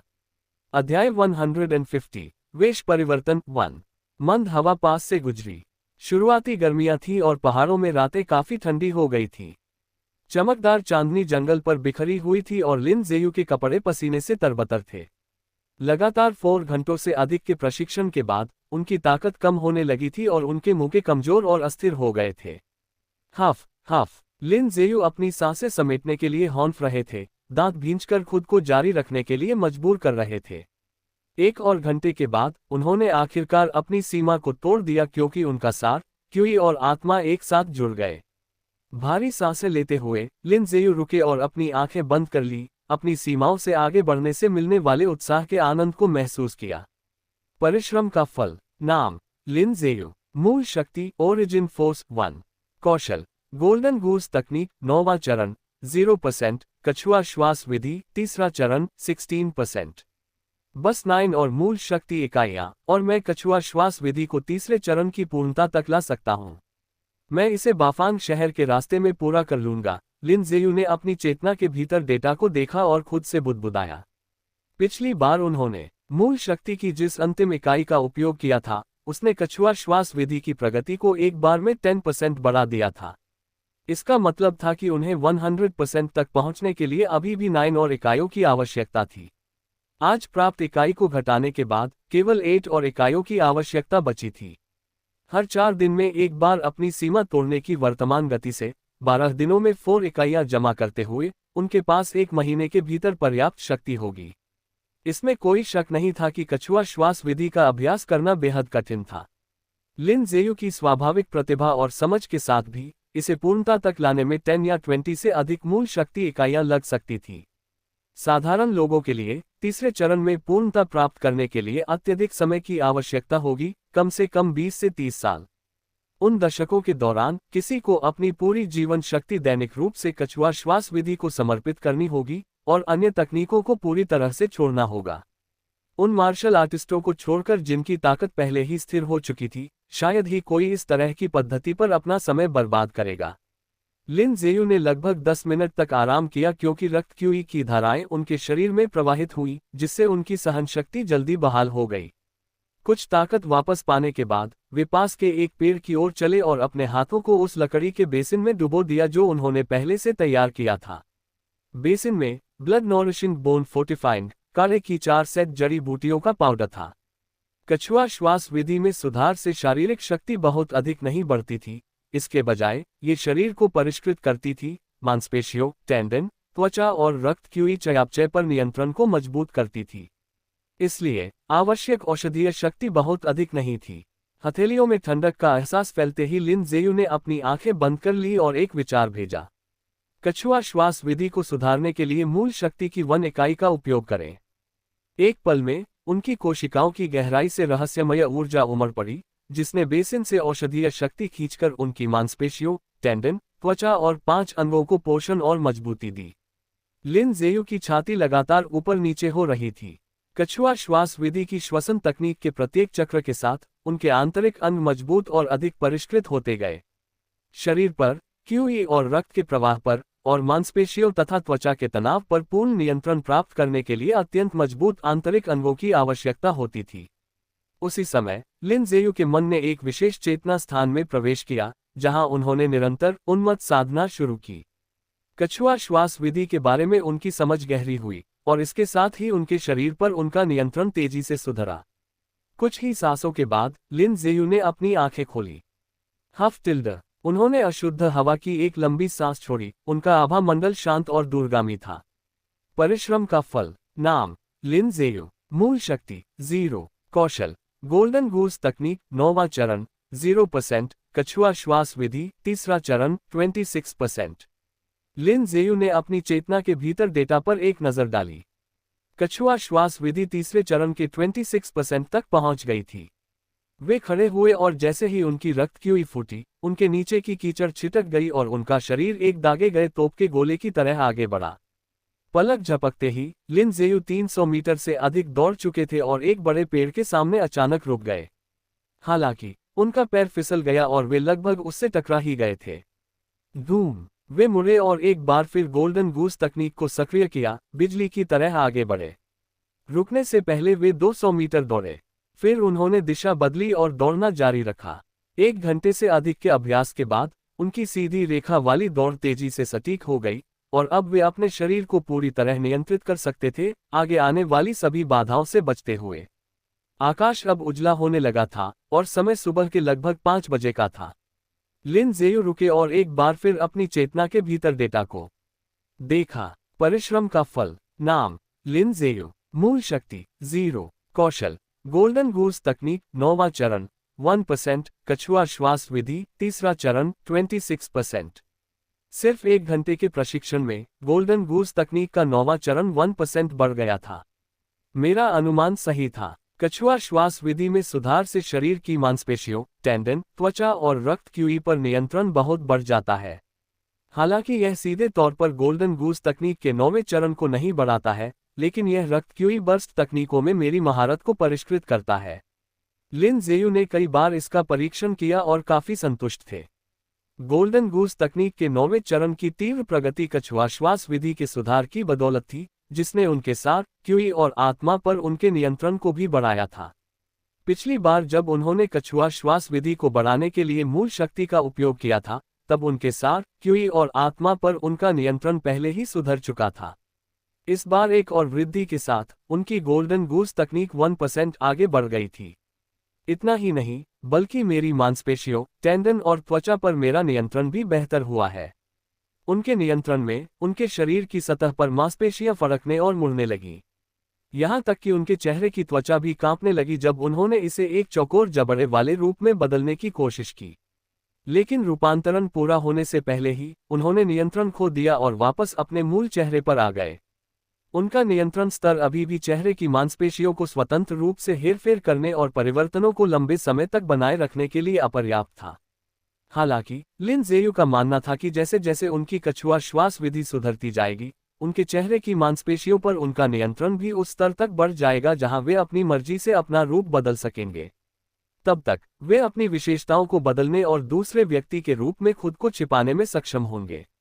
अपनी ताकत का परीक्षण करने के बाद लिन ज़ेयू ने खुद को व्यवस्थित किया और अपने आंगन की ओर चल दिए। ये प्रस्थान का दिन था। उन्हें अपना सामान पैक करना था और दूसरों से मिलने के लिए पश्चिम गेट की ओर जाना था। हाथ मुंह धोने और भरपेट नाश्ते के बाद लगभग निकलने का समय हो गया था। हालांकि वे पूरी रात नहीं सोए थे, लेकिन उन्हें बिल्कुल भी थकान महसूस नहीं हो रही थी। उनकी रक्त क्यूई के चौथे रूपांतरण तक पहुंचने के साथ वे बिना सोए 7 दिन और रात गुजार सकते थे और फिर भी ठीक रह सकते थे। इसके अलावा मूल शक्ति का उपयोग करने के बाद उनका शरीर अपनी चरम स्थिति में वापस आ गया था। रहस्यमय ऊर्जा के प्रभाव में कोई भी शारीरिक थकान बहुत पहले ही मिट चुकी थी। केवल मानसिक थकान बची थी। यात्रा पर कछुआ श्वास विधि को प्रसारित करके और उसकी गहरी सांस लेने वाली अवस्था में प्रवेश करके वे अपने मन की बहाली को तेज कर सकते थे। इसलिए न सोने का उन पर कोई प्रभाव नहीं पड़ा। सुबह हुई और सूरज की पहली किरणें पड़ी। सोनई शहर सुनहरी रोशनी में नहाया हुआ था। उस दिन मौसम सुहावना था, आसमान साफ था और बादल का नामोनिशान नहीं था। केवल एक छोटा सा गट्ठर लिए लिन ज़ेयू सभा स्थल पर पहुंचे, जो बड़े बड़े पैक और सामान से लदे अन्य लोगों के बिल्कुल विपरीत दिख रहे थे। वरिष्ठ भाई, भाभी, चाचा, चाची। लिन ज़ेयू ने अपने वरिष्ठ भाई हानमो, उनकी पत्नी, बच्चों और माता पिता का अभिवादन किया। अनुज, मैं तुम्हें रास्ते में मेरे माता पिता और परिवार की देखभाल करने में मदद करने के लिए कष्ट दूंगा। एक बार जब तुम बाफांग शहर पहुंच जाओगे, तो टियानशु मेरा टोकन लेकर वहां सिटी गार्ड में शामिल हो जाएगा। उसके बाद तुम्हें उनकी चिंता नहीं करनी होगी, हानमो ने गंभीरता से कहा। हान टियानशु उनका सबसे बड़ा बेटा था, जो इस साल 16 साल का था। हानमो के कुल 5 बच्चे थे। सबसे बड़ा हान टियानशु 16 साल का था, जबकि सबसे छोटा हान टियानशुन 7 साल का था। इस युग में 16 वर्ष की आयु में व्यक्ति को पहले से ही वयस्क माना जाता था और वह शादी कर सकता था और परिवार शुरू कर सकता था। हान मो ने विशेष रूप से डिप्टी कमांडर से अपने बेटे हान टियानशु को बाफांग शहर के सिटी गार्ड में नामांकित करने के लिए सिफारिश का एक टोकन मांगा था। ये केवल एक सिफारिश का स्थान था। एक बार अंदर जाने के बाद उसे निम्न श्रेणी के सैनिक के रूप में शुरुआत करनी होगी और अपनी योग्यता के बल पर आगे बढ़ना होगा। मैं सड़क पर आपकी पत्नी और परिवार की रक्षा करूंगा, लिन जेयू ने कहा।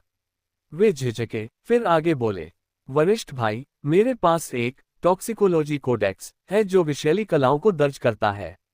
क्या मैं इसे टियानशु और टियानमिन को दे सकता हूँ? लिन जेयू पहले ही झाओ गुवानबिन को मार चुके थे, जिसने ओल्ड मास्टर चेन पेज उनके साथ अन्याय किया था।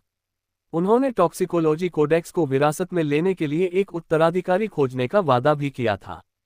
काफी सोच विचार के बाद और कोई उपयुक्त उम्मीदवार न मिलने पर उन्होंने इसे किसी बाहरी व्यक्ति को न देने और वरिष्ठ भाई हान मो के बच्चों को देने का फैसला किया। हालांकि टॉक्सिकोलॉजी कोडेक्स का अध्ययन करने के फायदे और नुकसान थे, इसलिए उन्हें अपने वरिष्ठ भाई की सहमति की आवश्यकता थी। टॉक्सिकोलॉजी कोडेक्स, तुमने विषैली तकनीकें कब सीखी? हान मो ने आश्चर्य से पूछा। संयोग से, एक पुराने बुजुर्ग से। आप एक नज़र देख सकते हैं। इसमें कई जहरों के नुस्खे, उन्हें देने और डिटॉक्सिफाई करने के तरीके, जहरों की पहचान करने की प्रशिक्षण तकनीकें और बहुत कुछ दर्ज है। लेकिन पॉइजन किंग बॉडी तकनीक एक अलग मामला है, इसके दुष्प्रभाव गंभीर हैं और ये कीमत के लायक नहीं है। आज हम इस उपन्यास को यहीं समाप्त करते हैं। यह उपन्यास अगले भाग में जारी रहेगा।